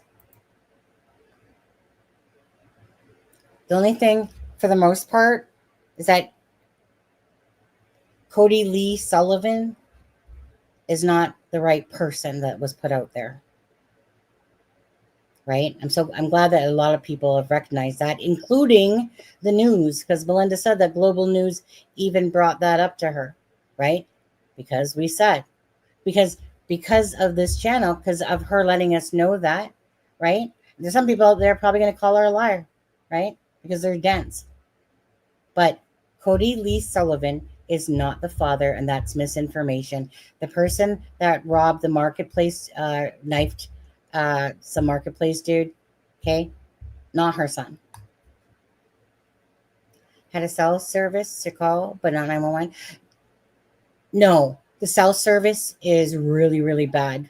And I asked Belinda, do you know if Malaya had like a landline? Because somebody had asked that question. And so then I asked Belinda, and she said she didn't think so. And that the cell service is really bad out there. Because Malay had mentioned it about being like really bad. And we've heard it on the radio, dispatch radio, eh? Had to explain as well in another Facebook group. You know what? Good. You know what? Just fight for the facts, guys. That's all we care about. Bring the awareness to the channel, bring the awareness to the truth, and facts and stuff like that, And so thank you guys for doing that. Like, honestly, thank you guys. I'm just a one-man band, and, Charmaine comes on the lives, and, she's my really good Canadian friend on this side of it. Melissa's my American friend, really great friend on that side of it, and stuff like that. But it really just comes down to just doing our part, whether it's a bigger part or a smaller part. It's just, at the end of the day, it's thank you guys for doing that, right? Care about the children. That's all it is. Instead of the drama of it, just care about the children. And look at the facts, of course. Now it's not that there's no cell service, right? It's just that it's a body. So when they're talking about sending pictures from media release, they probably wouldn't happen. They'd have to go a mile. Right. That's correct. Kind of like in the dispatch audio where the police officer says, like, do you want me to take her so that she can send off the pictures? Right. There was the drone footage on Detective Meyer's channel. I think it was yesterday. And the tree cover was so dense, it would have been difficult seeing anything on the ground apart from the open trees. Absolutely. But again, dogs, drones, helicopters, searchers, right? Full-time job watching these type of comments and try to correct them. That's true. True that. Hi, Suzanne. How are you? Oh, yes. And just so you know, Kent said, so school is from 8:30 to 2 o'clock. Okay. Right. So, we don't know, right? We're Jack and Lily out front, playing. Like I said, you'll never convince me that those children didn't go outside of that home, always with supervision. Bold-faced lie, in my opinion, on there. I believe absolutely. I would tell my children, if they were out front, well, to be honest with you, I never really let my kid go outside without me out there, but I would always have to see him, right? But I'm sure like that type of land right there, yeah, play in the backyard, absolutely. As long as I can hear you, see you, but don't go near the road, right? I'm sure they were told stuff like that, I would think. And obviously, I believe that they, verbal chatty boxes. Kids are very easily lured as well. Like, honestly, look at Adam Walsh, right? You didn't see what his dad did with the Adam Walsh case, right? John Walsh, America's Most Wanted, remember that story from when I was a kid. You know, just gotta kids are so easily swayed. You know, that's why you have to reinforce to them, do not talk to strangers. But unfortunately, wait, what? Candy? Oh, what? You're gonna take me? You're gonna help me, type of thing. It's I can't believe. I wish that they would put all those freaking pedo ass files on a freaking island and drop a bomb on them all. To be honest with you, I just cannot stand the fathom that even thinking that perhaps an abduction happened by some sort of pedo and stuff like that. I just can't believe that people come into this world that sick and twisted. It's disgusting. Trust me, the States, it's crazy amount that live around. Canada, yeah, they're not so giving with information. That part sucks, but it's good in a sense, but it sucks.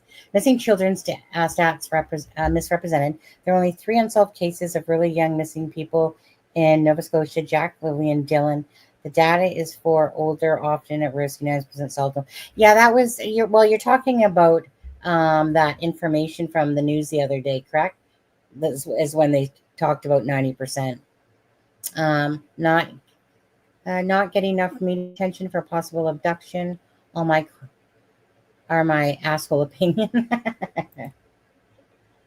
That was funny. So he ignored their living conditions. That's negligent too. Who did? Who ignored Mr. Hemi?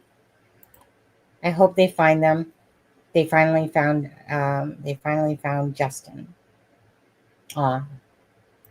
Absolutely. This is the most heartbreaking thing any family could ever face. My heart goes out to any case of this. I don't care if you're an adult, whatever. Then imagine if your mom that no clue, no idea where she even was and went missing.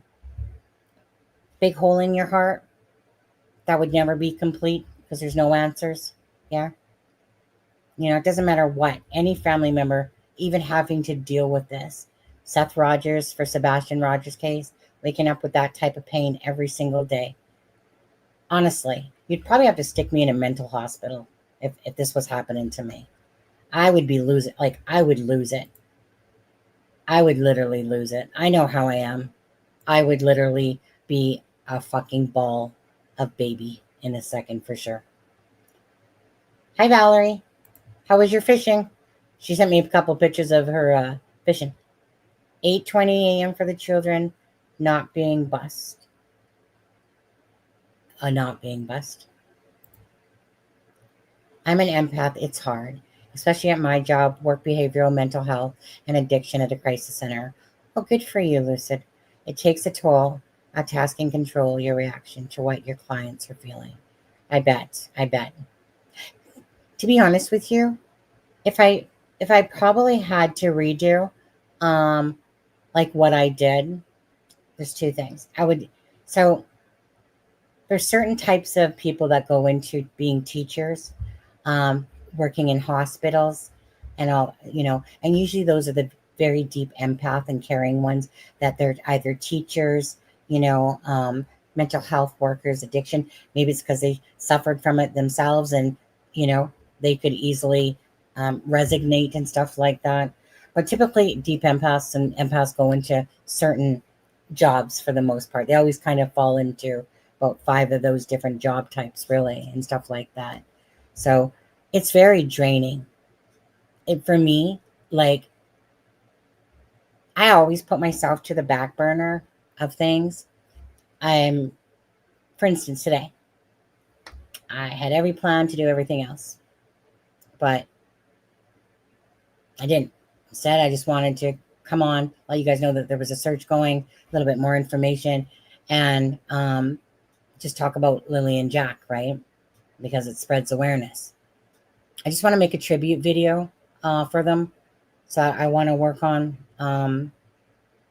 maybe tonight and tomorrow. We'll see how far I get. I'll work on it. But those things take a lot of time. An awareness video. again, we can just do our small part here. Spread awareness. Try to let people know when stuff is a lie. But you know, I'd like to say that you can take a horse to water and make them drink it, but you can't. People are going to believe and do what they want to believe. I'm glad I am too. Anything is better than nothing. I've always looked at life that way. Anything is better than nothing. Give me a 1 cent raise. Anything is better than nothing. Please hit the thumbs up. Hi, Blue Bella. Thank you so much. Get notifications. Yeah. So, and last night's live I really liked. I know that they're long. It's almost at 2 hours. We got 156 likes, guys. If we can get that higher, that would be great. Just get it out there into that algorithm. 2,728 views. Actually, thank you guys for all these new subscribers. Like, especially if you're from Canada, because I know that I wasn't originally planning on, like, I never planned on being in true crime, okay? It was only because of a case I was watching about a mom and Delphi type of thing. I never intended to be in this space. It's just too, I'll tell you, I was about 25. And every time I would open up the newspaper, right? Every day on my way to work in Calgary, I'd hop on that C train. It's called the C train in Calgary. Sky train here. But anyways, I'd hop on that train, read the newspaper. Everything I read was about some mom throwing her kid off of the Capilano Bridge, some husband that murdered his wife. Everything was just negative. Okay? And every time I would read these stories, I'd be sitting there reading them on this C train, and my heart would just break. And inside, I would just feel this horrible pain because of their pain, of the people, whatever family member. My head instantly thinks about everyone that's now has to deal with this tragic situation. I got tired of it. So I was 26, I think, pretty much, and I just got tired of it. The news, negative. Every time you open up the paper, there's a death, there's an obituary, there's somebody's taking somebody's life, killing somebody, some sort of car accident, anything like that. Didn't matter. Car accident, right? Instantly my head goes to that the wife has 2 children and just lost her husband in a car accident, right? The horrific pain. So I always take on those pains as if they were my own. So I stopped watching news. I stopped reading the newspaper. And all I did was live in my happy bubble as best as I could. I was on my computer and I was watching something on YouTube, and I looked and I saw the Delphi story, and it was 2 girls on a bridge. Like, they were talking about that. And there was a thumbnail, and I was like, don't click it. Look at it. Nope, don't click it. Because I expunged myself of all negativity as much as I could, because it's just too hard on my soul, like it truly is. And so I click on it like a freaking idiot. I click on it, right? And after that was in 2020. 2025, here I am.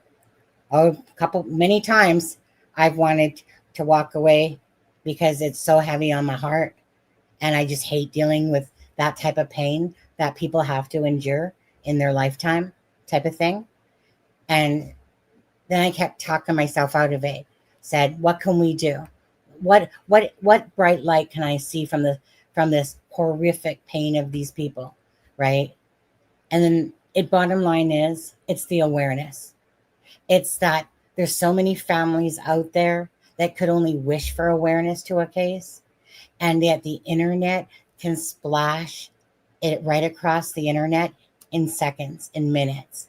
Everyone across freaking the world, right, all of a sudden knows about a case. Why? Because of the internet. I hate it when LE or whatever bashes people, true crime sleuths and stuff like that, because there's good and bad in everyone. Even in RCMP officers or LE officers, there's good and bad in everyone, people, right? You got your people that are just authentic and real, and then there's people that are, that will take a bribe underneath the table, and people that just make up bullshit, like when the P. Diddy case, just to get clicks and views, or in this case too. But whatever, it's coverage still. It's still coverage regardless, right? Even those people that do that, they're still providing some coverage it's still putting the case out there, right? So many people could wish for that. So out of this, what I get is a sense that we can do something to bring awareness for these cases. Yeah. And that's why I ask, just hit that like, hit the share, subscribe if you want to. Don't subscribe if you don't want to. But do it for the children, always. Do it for the victims of cases, always, right? If you're in true crime, I would think you're in here for those right reasons. So watch somebody's live, get information.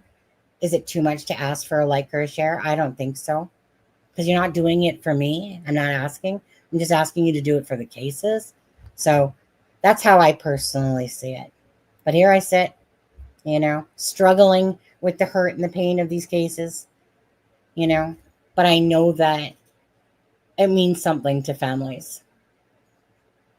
This is the way that we roll, AK Random Star. Wow, that's quite the name there. Can't turn an eye on any evidence, right? 238 missing people in Nova Scotia, 2023. Hi, Remy. How are you?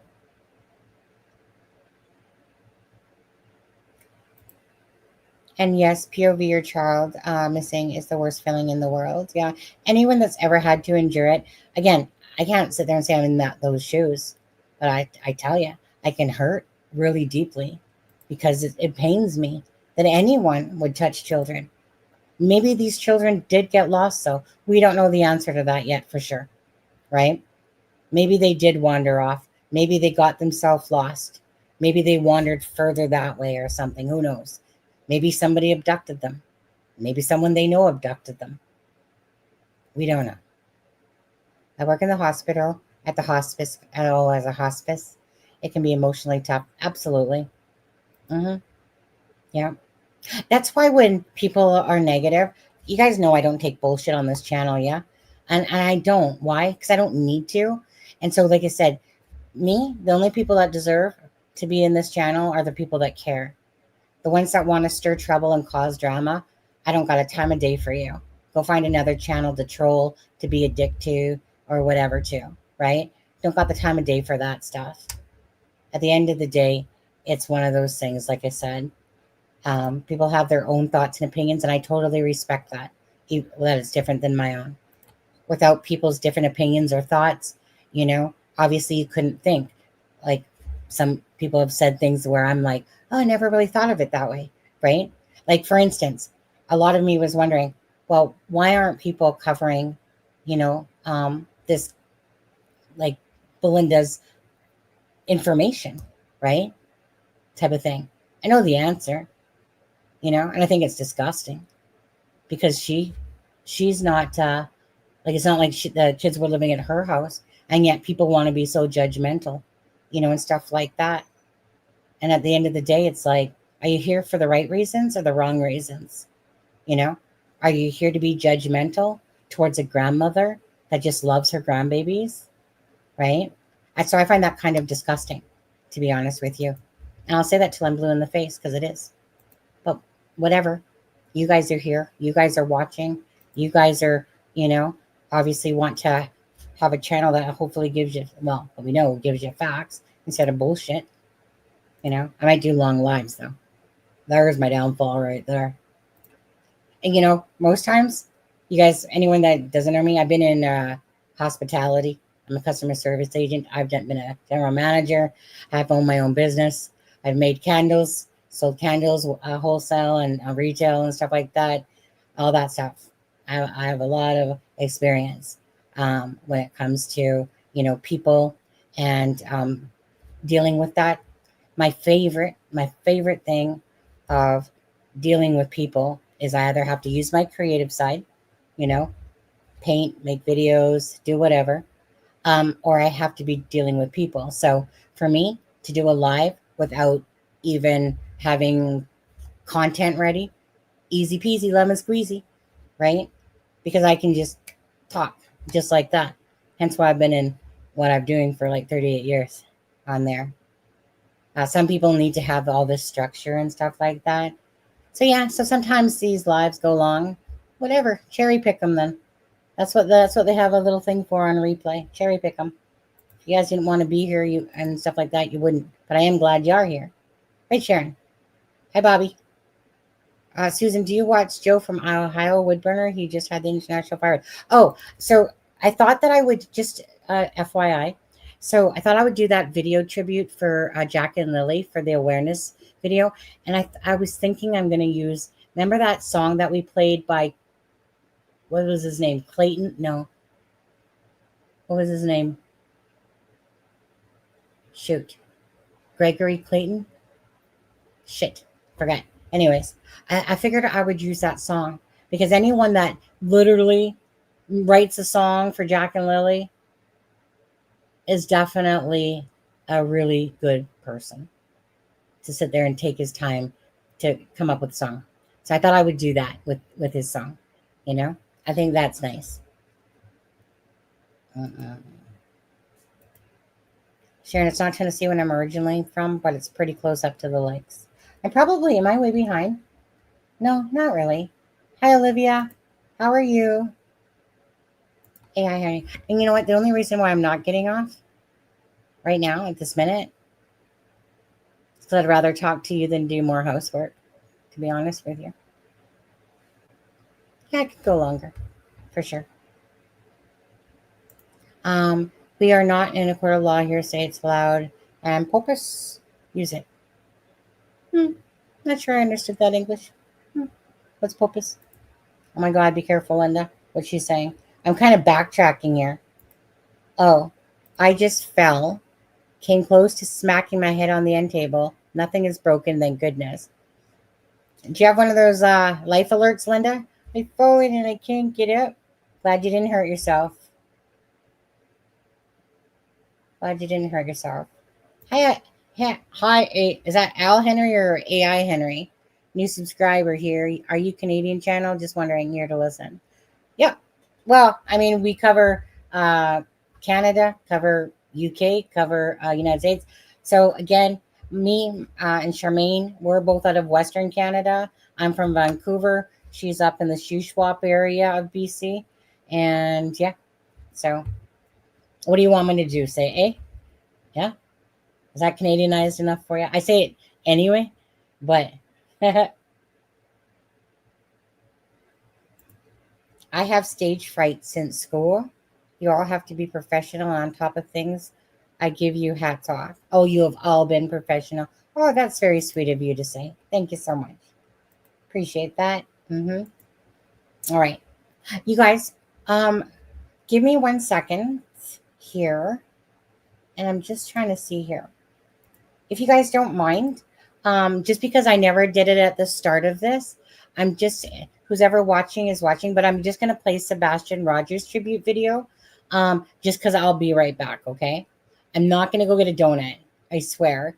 Those Krispy Kremes, they suck. I'm not going to go put one in my mouth right now. And I'm not going to go get some more water, okay? But I am going to play Sebastian's thing for a minute. Just for a break. Where is it? Where's my Sebastian? Okay. Shall I do that one? Or what? Should I do Sebastian? Yeah, I'll do Sebastian's. Or should I do the Dawkins? No, I'll do Sebastian's.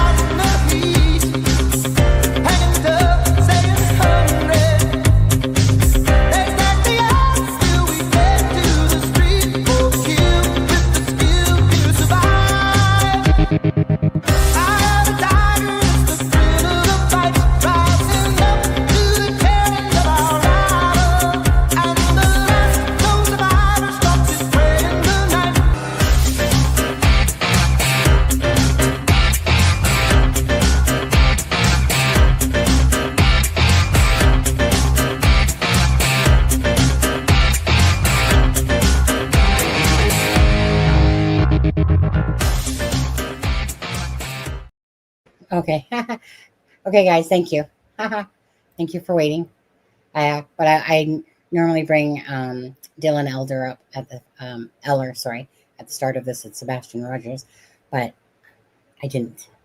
I didn't. Travis, hello, Travis. What do you mean boardroom?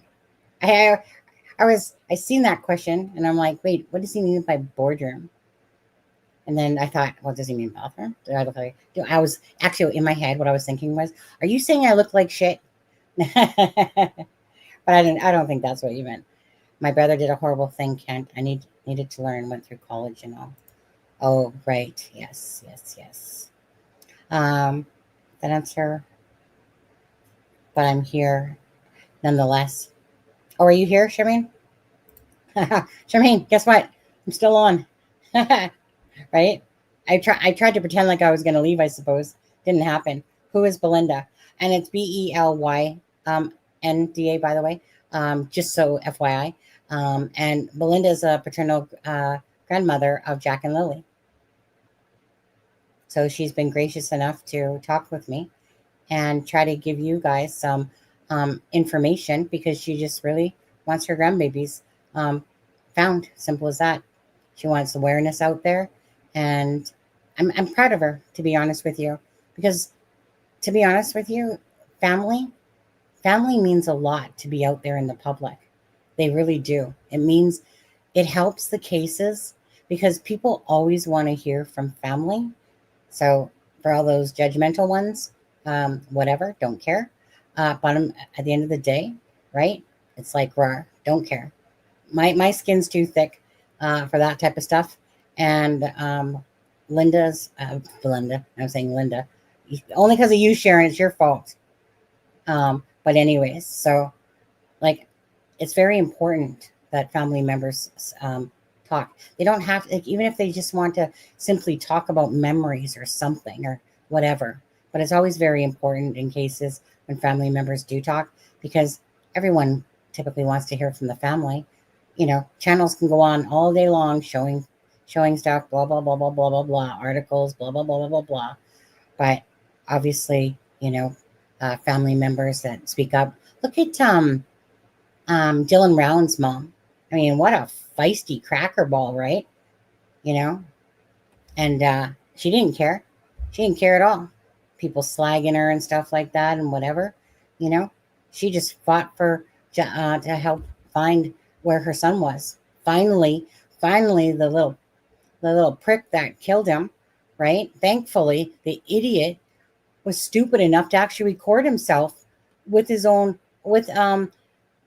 phone, right? I mean, how stupid you gotta be to literally record the fact that you're guilty and you got the evidence on your damn phone, you moron.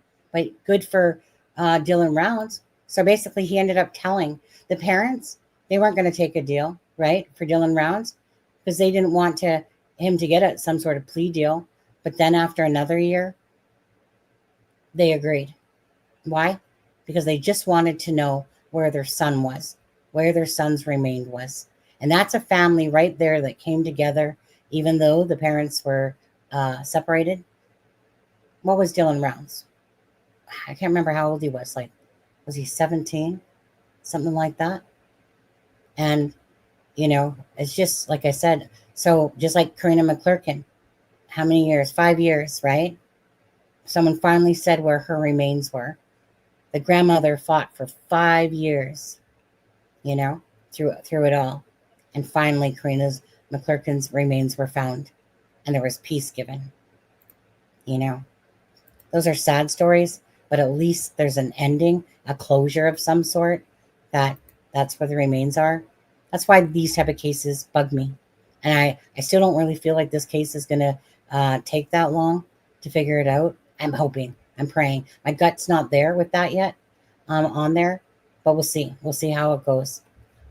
I think I was already there. Yeah, this comment. I'm way behind, so I got to scroll down. My bad. Boardroom, not bathroom. Get your mind out of the Yeah. So anyway, Travis here, he's a lawyer out of Texas. He was on our live many times as we talked about the Delphi case and stuff like that. And sometimes we share eggnog at Christmas time and stuff like that as too. Anyways, nice to see you, Travis. Always thankful for your time when you were on here with the Delphi case. I know documents aren't necessarily my fun times, good times, but Charmaine, it's hers on there. And Delphi, it's just during the court proceedings type of thing, or even before then, it was just, the lawyers back and forth, all these documents over and over and over and over and over again. I'm just not really like a big document. I am documents to a certain point, but most documents that I want to show, YouTube would probably restrict those ones, kind of like in the Maddie Soto case, stuff like that. Andrew Warbutton, isn't it crazy though, right? Like when you're bringing awareness to a case, but it's kind of like you don't ever want to see the word S offender up there, because if YouTube's algorithm grabs the SEX offender, right, wants to demonetize the video typically. Sorry for the bad spelling. They advised he ran away from home. Lots of ceasefire different. I think that's what that meant. Right. Always, we are professional here. Tight pants and all. Just trying to see some comments here. Much love and prayers for this precious little ones. Amen. Keep cases alive in social media. Absolutely. That's why it's very important. That's why, I really love it.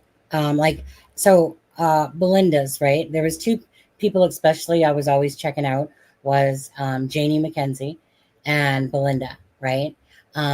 Looking for just if a family member is posting, right? Because social media is a very important tool to use to bring awareness, kind of like the Nicola Bully case. Everyone's avatars were always of Nicola Bully, like all the friends and stuff like that, to keep the awareness out there. And then, of course, her body was found in the water, a month later in that river wire.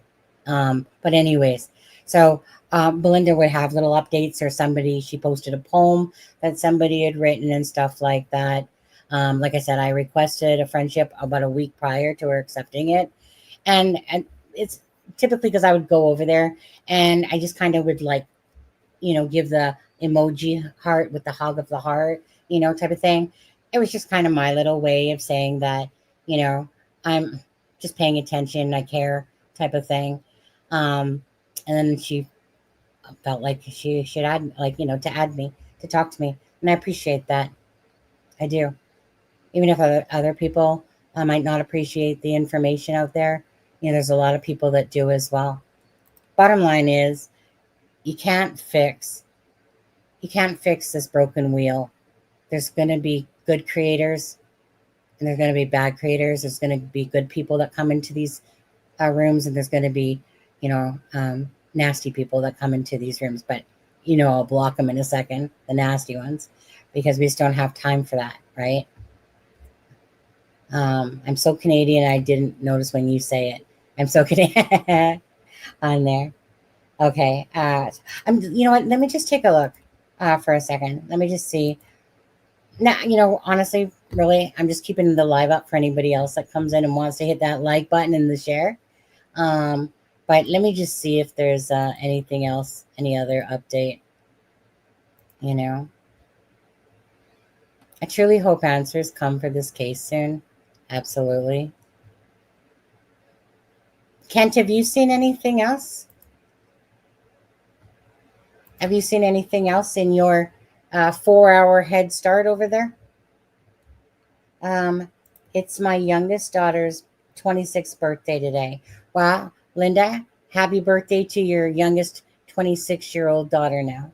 I remember 26. It was my favorite age, as a matter of fact, right? Pamela or somebody, freaking, yeah, it was my favorite age. I cried at 29 because I was turning 30. I cried at 31 and 32. I whimpered at 34 and 35. Actually, it was 35. I was like, well, damn, I just wasted 5 years whining because I never wanted to leave my 20s. And now I'm halfway to 40. And I just stopped whimpering. And I was like, yeah, I guess it is what it is, you know? But 26 was my favorite age on there. And you guys feel free to give a shout out of where you're from. Again, the Vancouver area here on the west in British Columbia for the Americans that don't know, but most people are Canadian, eh? Charmaine, yeah, that's what we threw at departures. So Nova Scotia, RCMP, was it Charmaine or Sunny who expressed some concerns about their abilities a couple of years ago? Travis, I don't even have memory cells that go back that far. They can go back further, but not 2 years ago. Shout out to Belinda. Oh, okay. Well, for being strong, courageous, determination, and reaching out and talking. Thank you, thank you, thank you. Thank you for saying that, Brenda. Appreciate that. Hi, all. Very late starting. Hi, Jackie. How are you? If I thought the police would believe a pendulum, I would tell them to search the new. Right. Okay, I've tried these pendulums. Okay. And honestly, those things can absolutely move by themselves. But my pendulum must be broken because I feel like it's not giving me the answers that I ever want, you know? But I'll tell you, I mean, I bought one because, so my bottom line is this. I'm already intuitive as it is, you know, didn't really need, I figured, any of these devices or whatever when it comes to people anyway. I'm not saying I'm psychic, but I'm very intuitive of people. I know if you're a, good person or a scumbag right away. And so anyway, so I see this person holding up a pendulum thing, and I'm like, let me get one of those because everyone thinks that your hand's just moving it and blah, blah, blah. So probably got about 3 of them, to be honest with you, on there. Sure, Jackie, in just a second. So anyway, I'm telling you, that freaking energy can go through that sucker. It's just that I just believe mine's broken because, I've literally had it where it's just circling like crazy and stuff. Like, I just feel like it's broken. It's not giving me the answers. There was a case particularly, I think it was Delphi's case.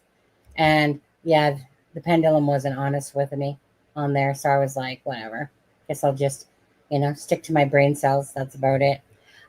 So Jackie, just to do a quick recap with you, there's not a lot going on. So basically what I've said is that, and thanks to Kent and thanks to Charmaine, and thanks to Belinda, again, as each of us kind of, when I'm talking the different ones, Charmaine's sending me stuff, Kent's sending me stuff, Belinda's, sending me these beautiful pictures of the children, amongst some chatter, but she's looking after the other grandbabies today. So she doesn't have time to watch this live today, as she has been. So again, hugs to her, regardless. And that there's a search tomorrow for Jack and Lily on the 31st there. So that was the update with regards to that. The other thing is that we were talking about something, and then Belinda had said, do you think I should, let the detectives know? And I was like, absolutely. Even if it's just for peace of mind, right? At the end of the day, if there's some information that could be possible, absolutely. So she called, and they basically said, obviously we can't give you information, but just know that we're on top of it, right? So I think that was just trying to give some reassurance that they're working their asses off for Jack and Lily.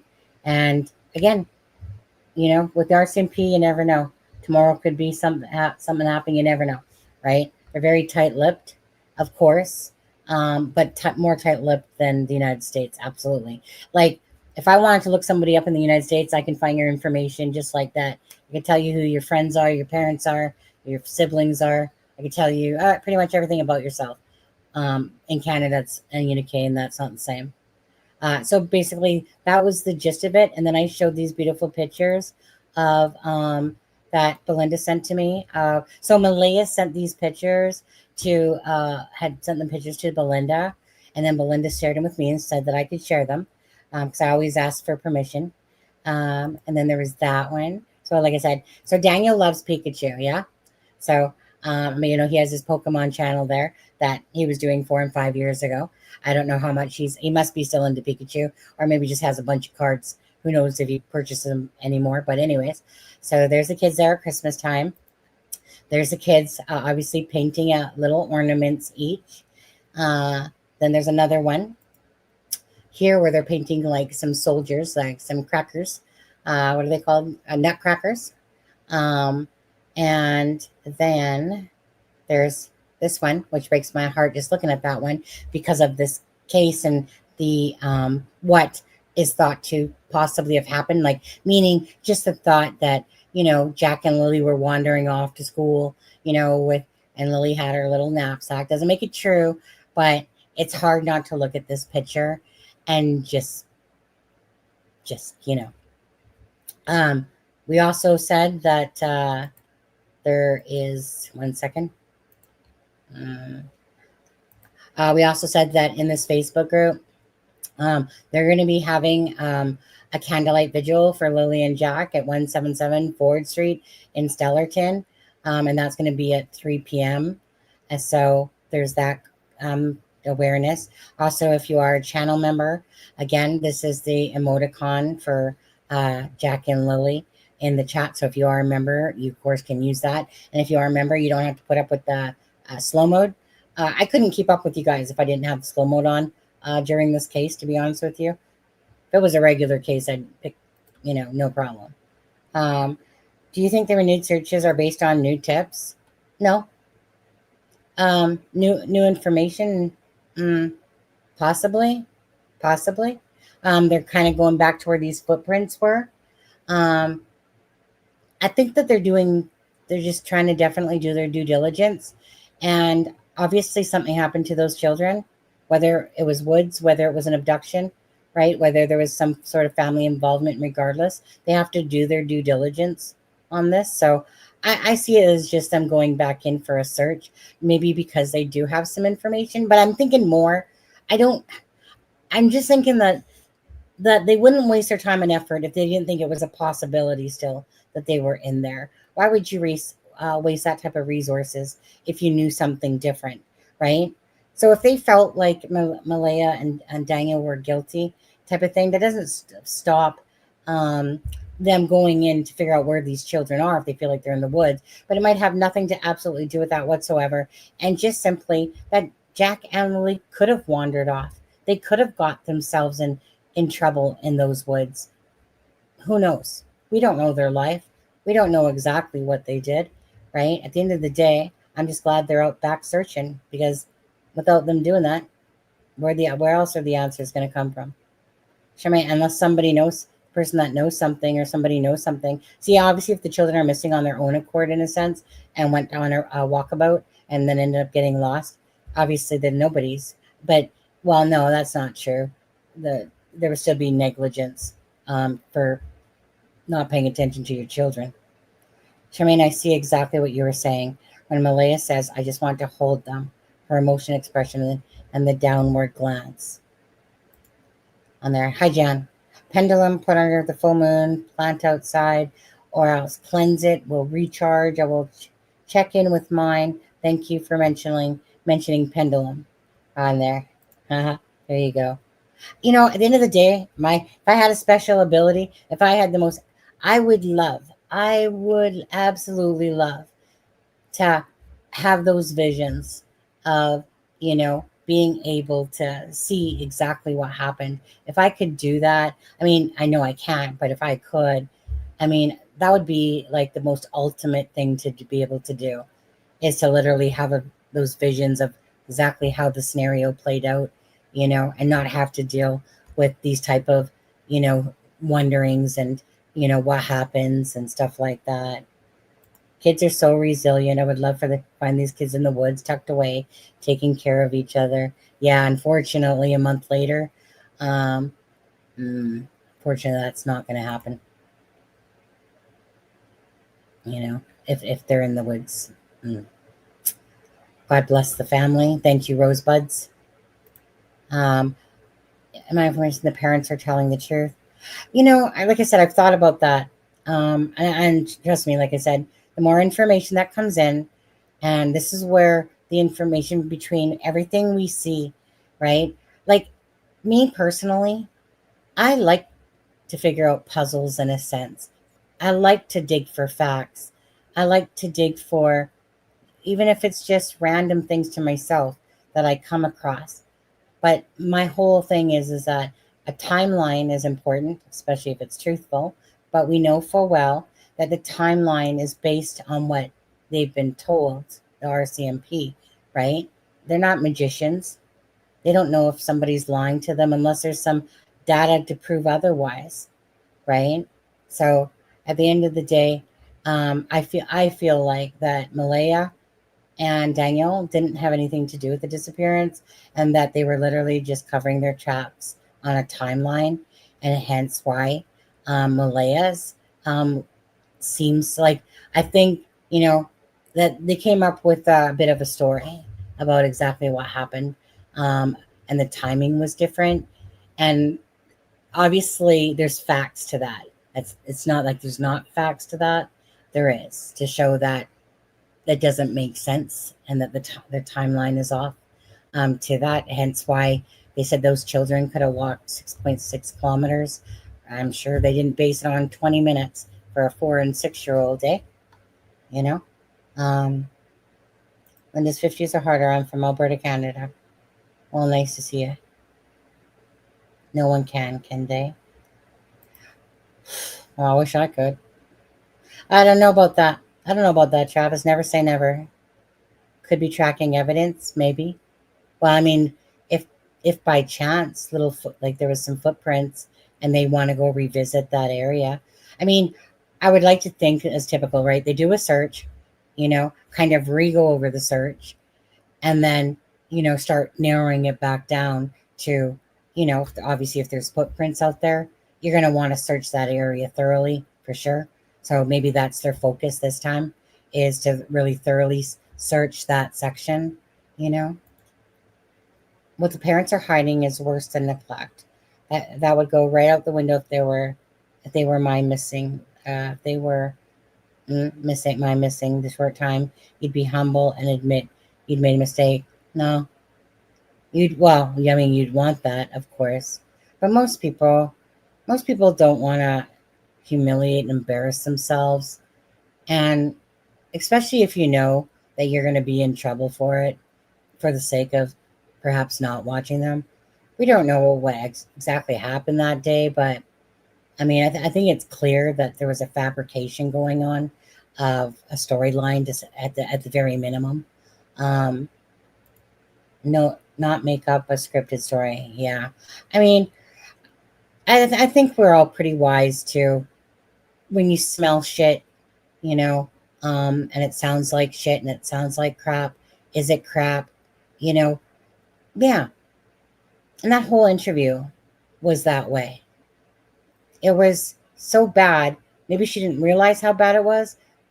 But it was really telling, that interview, about basically someone that's definitely lying, to me. But what was the reason for lying? Right now, we know that there's no party people. Kids were last seen on May in the public, right? They've already said that. But see, Malaya made that statement, as we did the poll yesterday, right? She made that statement about, like, basically saying, in hindsight, we come to find out that the kids went through the door and were playing outside. How would you know that? So either you fully lied about this, like, I'm thinking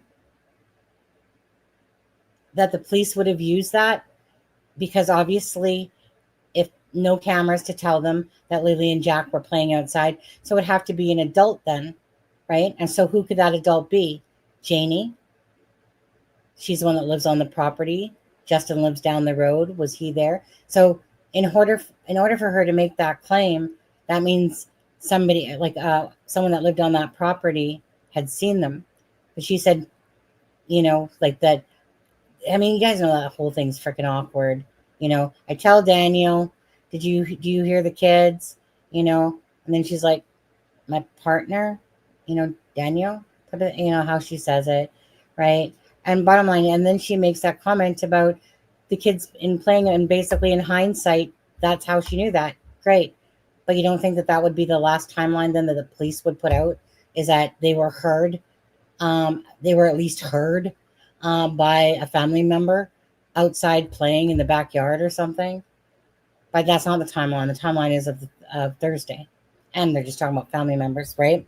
But anyways, so I don't know if that was just utter crap and she just totally did a Freudian slip and didn't realize, because if you're lying and you're not used to lying like that, especially to a camera in your face, you know, like I said, you're probably more focused on the fact that your brain, you have to keep telling your brain that you have to tell the story a certain way, right? And so obviously you're not going to be doing authentic emotions properly if your brain has to refocus itself just to try to tell a lie, to project it as real, as the truth. Fact is, but the bottom line is that it was so bad, right? That's not a natural way someone does things or talks. There's just start to finish of that interview. But again, I just think that I don't think that Daniel or Malia actually had anything to do with the disappearance. And I just say that through looking at everything, to be honest with you. What makes sense? You know, learning of Malia's postpartum depression, learning, watching Daniel, how he talks, his Pokemon channel, his pictures with his ex-wife there, and him holding the kids and stuff like that. There's no drug party, so, you know, people that want to keep playing on that, you know, good fight. It's not true, obviously. So then you have to stick with, okay, well, the last sighting was Thursday. So then you start thinking, okay, well, this could be reasonable, more so that they are telling the truth, but they're just exaggerating the timeline to their benefit, because obviously, again, it's neglectful. It would be neglect, right? Nobody wants to look like a piece of garbage in front of the world as you're giving an interview. So I just think it's more about that with them. I think that Daniel truly is out there trying to search and wants those kids back. I think Daniel's a good person, to be honest with you. I think accidents happen, perhaps, if these kids just got out and stuff like that. And sadly, that these people have to deal with the consequences if that's the case. But there's nothing of Daniel that I've seen is this controlling, mean person. In fact, it's the total opposite that I'm feeling from him, you know, but it was Malia's interview, I said, that gave me the vibes, you know. Again, if you guys feel differently, absolutely, all right? Those are just my personal thoughts. Right, they aren't. And again, for Malia to say that these kids didn't go outside unless they were supervised, bullshit. It's just bullshit. It is. I'd let my kids go outside, you know, would they be supervised? But she acts like they go outside with them being supervised, right? That's the way she words it. But you know darn well I'd be standing at the window doing the dishes, or if I can hear their voices. You got this whole freaking land around you that nobody's around you at all, you know, for like until you see the one house way over that way. Why wouldn't you let your kids and feel like they're safe in this freaking piece of yard there, right? Why wouldn't you think that you couldn't let your kids go outside? As long as you're hearing them take a peep all the time, that's typically, you know, I don't see nothing wrong with that. But that's not what she admitted to. She admitted the fact that the kids know better, and then her sentence goes weird, right? And so again, you know that it was just all weirdness to that. So I believe that that's an absolute lie. I believe that the children did play around, go out back, play in their little fort up in the trees there, you know, play with whatever, the hens, you know, talk to their grandma and stuff like that. Daniel has lost everything at this point, and he's still out there. I think he's genuine. I do too. Like I said, I've wanted to believe him from the start. There's a few things with him that he has said that are like, when you say that you're going to continue looking for the rest of your life, one would assume then that you know that you're never going to find them. So that's an odd statement to make, right? It is. But when you compare, and okay, and I've never taken that loved thing because I've said the word loved wrongly and stuff like that. I've never taken that one to heart out of all his interviews. Um, to sit there, and I know people are going to look at red flags, but you have to take everything that he has said and what he said. And I've said I've loved my son, never meaning it in the word of, oh, I loved him like I don't love him anymore. It's just that those little slip ups happen because it's not that you're referencing like I said, you're never going to see them again, or that you must have done something wrong because you love them. The Barry Morphew case, Suzanne Morphew case with Barry Morphew, the husband. Now, he kept talking in past tense a lot, and he kept using the words when they shouldn't be used. And he did that over and over again. I mean, that guy's guilty in my books as anything, of course, right? I mean, call a spade on that one, but he hasn't been charged because, unfortunately, sometimes there's just not enough evidence. At this point, there's not. Maybe Barry Morphew will be charged again for his wife's murder, Maybe he won't. But I still feel that at the end of the day, karma's a bitch. What comes around like a boomerang comes back at you. And whether you have to pay for it on this earth or down in hell or whatever you want to call it, I feel like karma's always a bitch. And it will come back to bite you in the ass.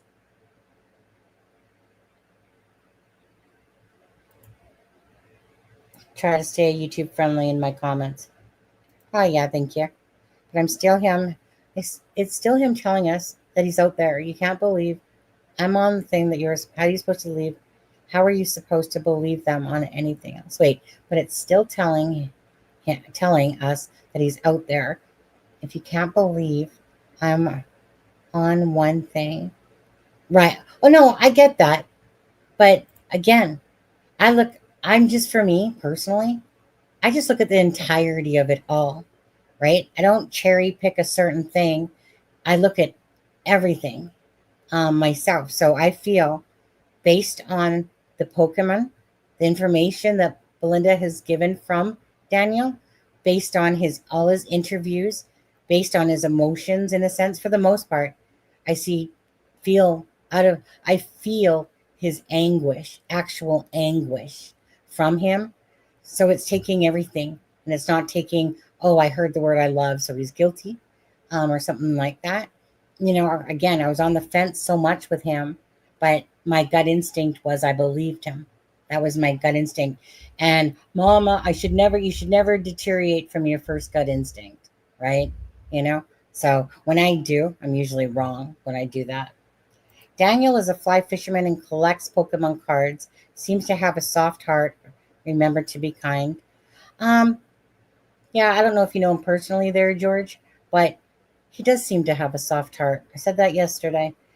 He just seems like a mellow, chill type of personality. He does.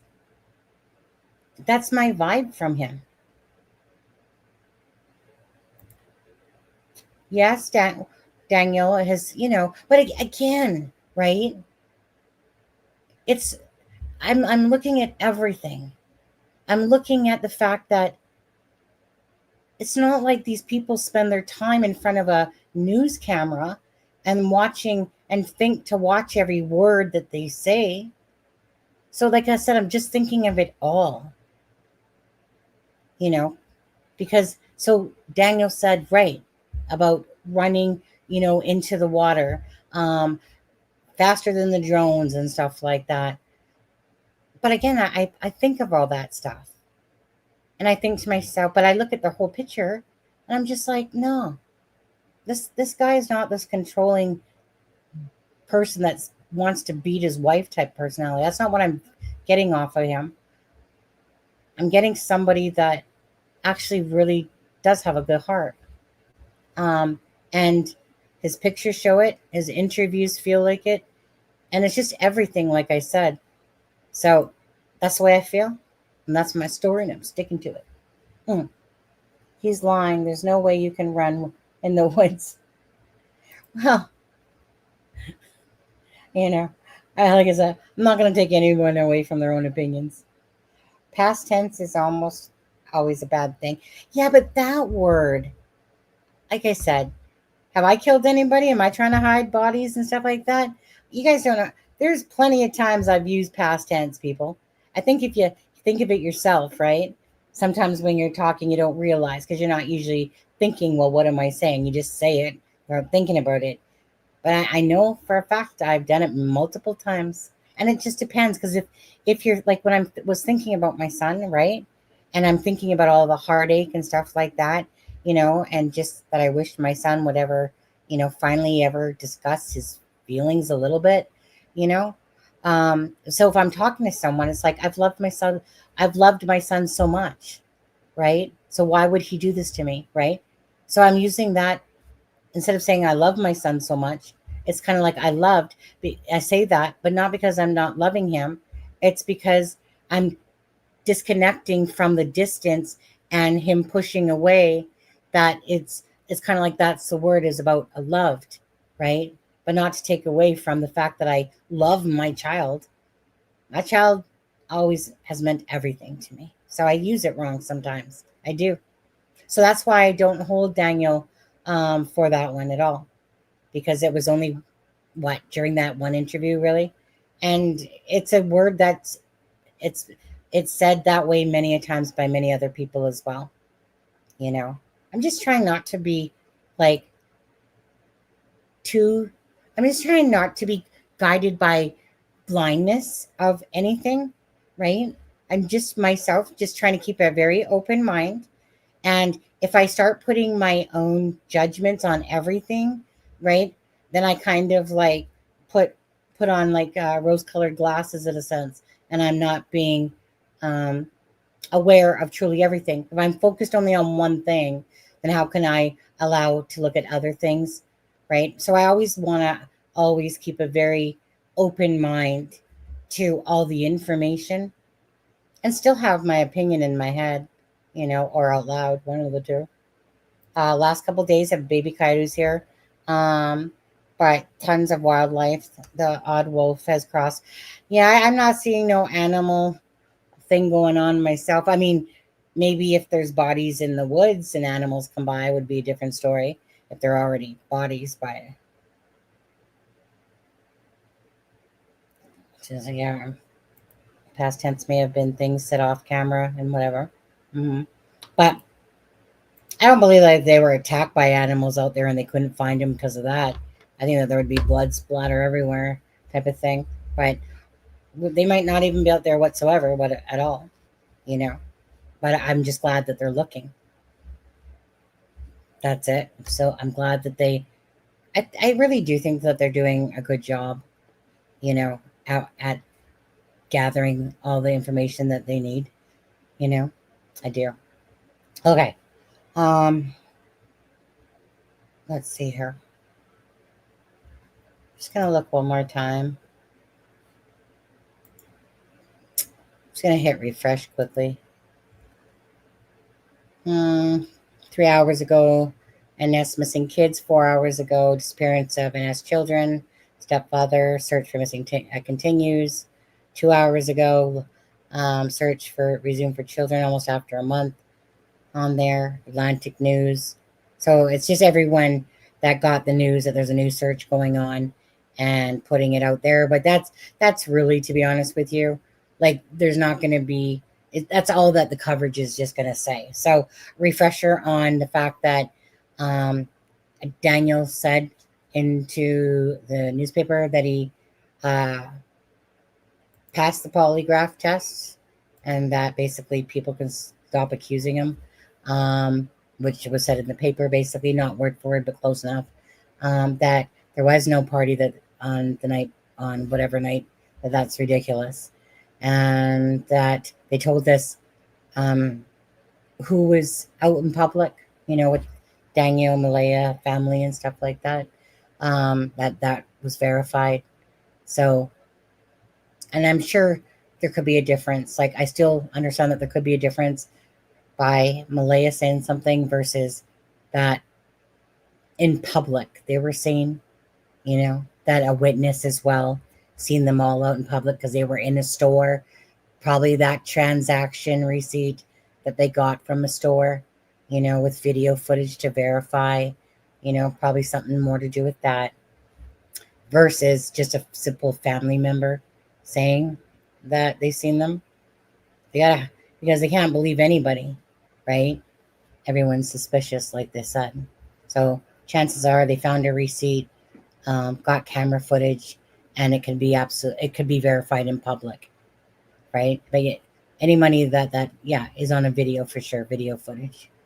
If we were going by the usage of one wet verb, then we would, don't talk to me about language arts, Ninoska. Someone speak one language and they barely speak that one language. So they're going by the usage of one verb, right? Right. Well, I mean, no offense, but we all know that Chinese people can't speak. Their English is really broken, right? When they talk. They went by that. I think that's kind of what you're saying, basically, how it's being said. But I just know that the word loved is one I constantly say it wrongly. Do we know who the family member? Yeah. They said, let's see here. I'm just trying to figure out which one I had open here a minute ago. Nope, it's not that one. 1 second. Was it this one? I think it was this one.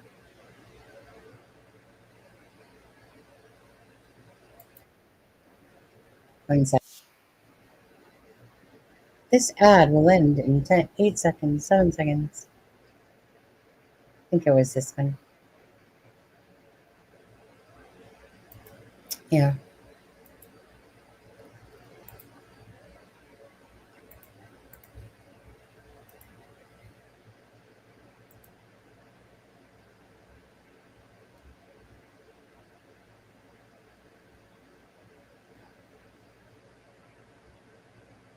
Well, wasn't this one I was looking at. Darn it, I think I closed. Wait, I feel like, hold on a second.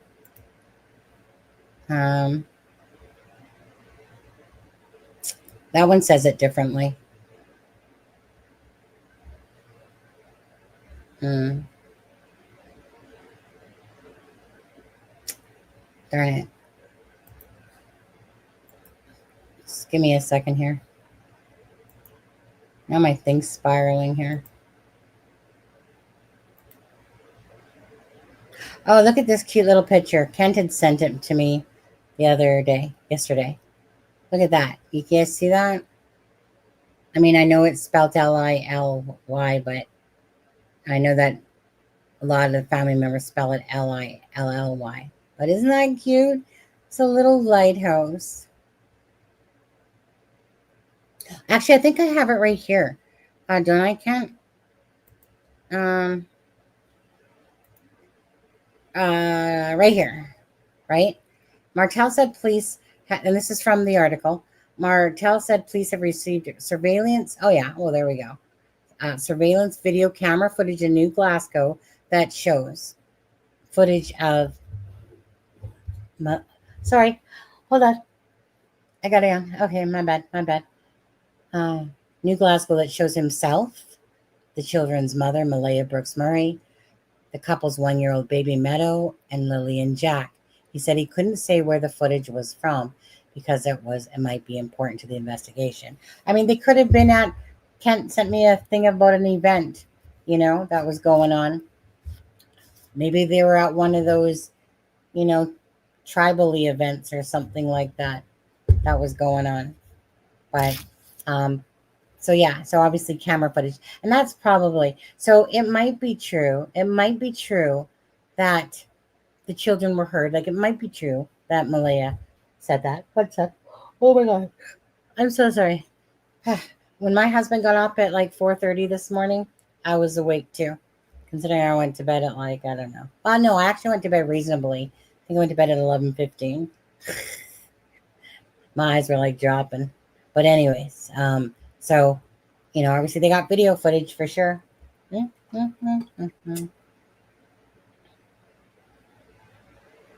Lord Thundering Jesus, did you see the cost of a 24-pack of beer at the liquor store? Yeah, it's crazy, right? I don't drink beer though, but alcohol prices are crazy. Food prices are crazy. You were in allegedly chat, Kent. Kent's everywhere. He's like a fish everywhere. I can go to somebody's live and there's Kent talking in it, or somebody's putting up a post of Kent. You were going hard for day. Busted. Well, the thing is, honestly, for me, it was Malaya mostly. Trying to figure out about lying, because they were clearly lying. Okay. It's clear as day there's deception about the timeline. So, and then, so if you're lying about the timeline, 1 second. Why? It's just once you start yawning once, you guys, I should just yawn all in front of you. Who always has contagious yawns? The minute somebody yawns, you start yawning too. I feel like that happened. That somebody vicariously through the thing yawned and it's making me yawn now. But anyways, Malaya for me was, again, so if you didn't believe the story, then how was I supposed to believe Daniel if I wasn't believing Malaya, considering they were telling a story at the same time? But, as the days have rolled on and information that's come out and more interviews with Daniel and more information. Oh my God. Okay. I'm going to, my God, I should take this water and put on my face. Then again, thoughts change. And my thoughts have changed actually from this morning, to be honest with you. At first I was convinced that they got to know something. If they're lying and there's some mistruth going on here, is Daniel covering up for Malaya? What happened type of thing. I do. Like I said, this morning, if you would have asked me, I would be like, probably still on the same path, thinking parents had something to do with it. Potentially, allegedly. The beaver dams.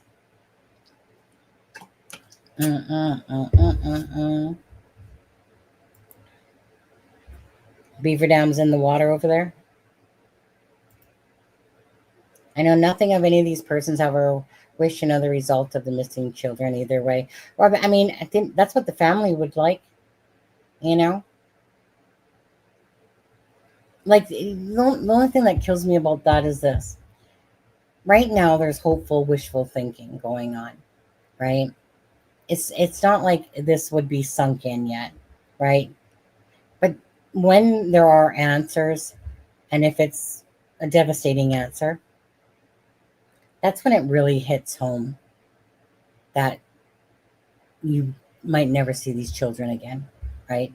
Something happened to them, their lives are gone, and that you'll never, see them again. And sometimes at the start, because you're just fighting for justice and you want to keep awareness to the case, but once answers come, it's even harder, I think.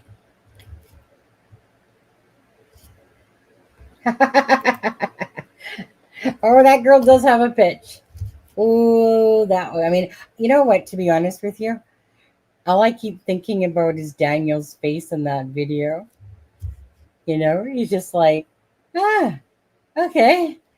Like, I swear that's the look he had, like, okay. And then it's like she kept screaming. And then it got to the point where I thought he's like, you gonna stop her from screaming? Like, seriously? She's like, right? I mean, that was ear-piercing to anyone's freaking eardrums on there. And then when the bus driver made a comment, that even made me more laugh when he said that Jack would throw his shoe at him. And Lily, but yeah, I'm sure on the bus, right? Her voice is high-pitchy too. It's like when my husband and my brother-in-law are gaming. They sound like two little bitches playing freaking gaming shit. And honestly, they sound more octaves in females when they start getting into their, like, get him. But I can't even do it. It's just, and my brother-in-law, he's got the higher pitch, but even my husband, who has a more deeper British accent, it's honestly eardrum safety needed. But anyways, yeah. So, and I know people think about that. Well, if Lily was in the woods, she would have screamed and everyone would have heard that around the world pretty much, but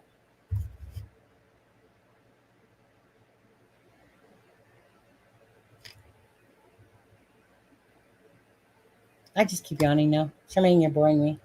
Mercedes, nope, you are. Mercedes, nope. Are you speak to text might have changed a word, but from the start, in my opinion, I only believe that it was an accident. Right. You've always believed it was an accident and a cover up, right? And yeah, that's actually what ours was too, right? Cover up because of the lie of the interview, right? Because that was not believable.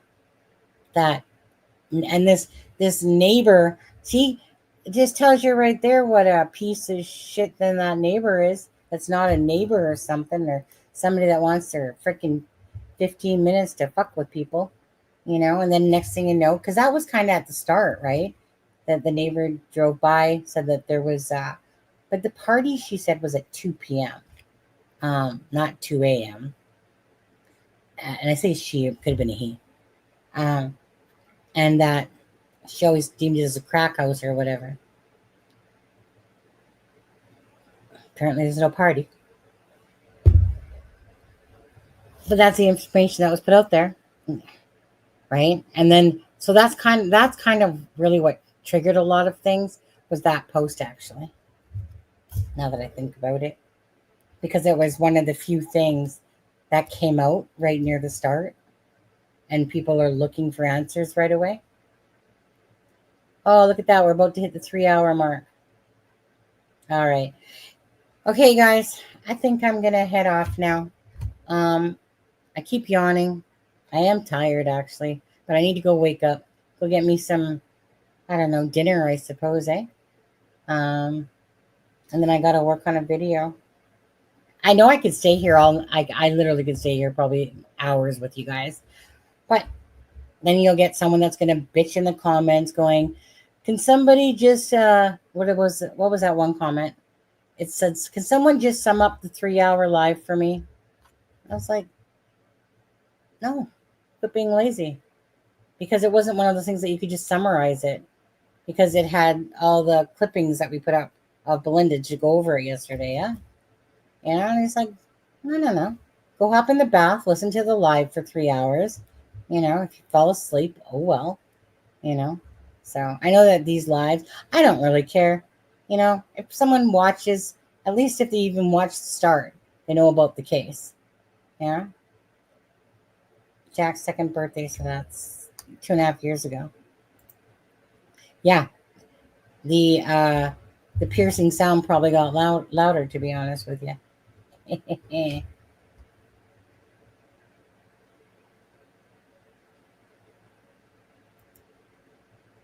Say it again. The timeline site said Wednesday was a day off because I'm not sure what you mean there, but timeline is Thursday. So I mean Thursday verification, family was seen. And I know that they said that they wanted, it's in there. I wish I would have showed that article again.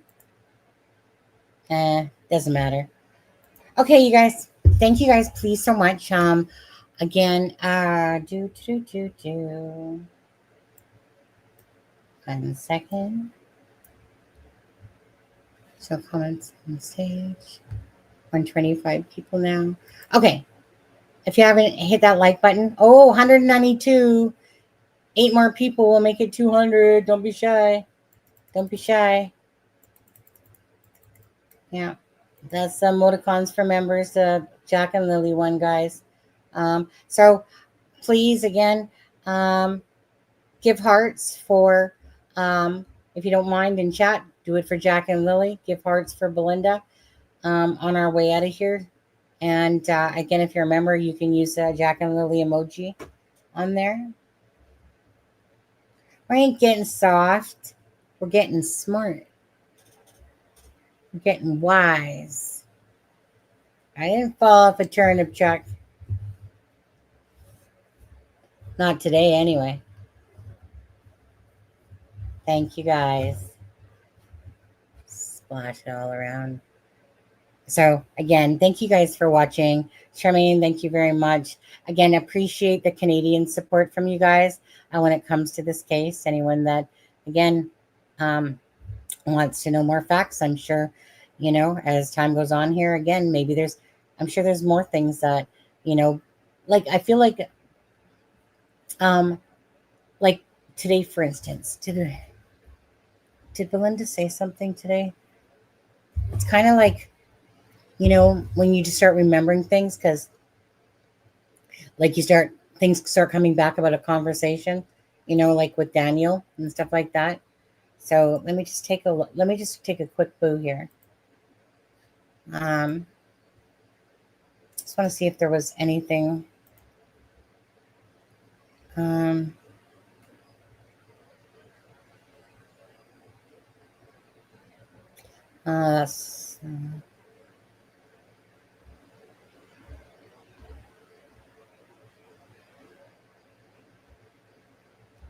Yeah, to be honest with you,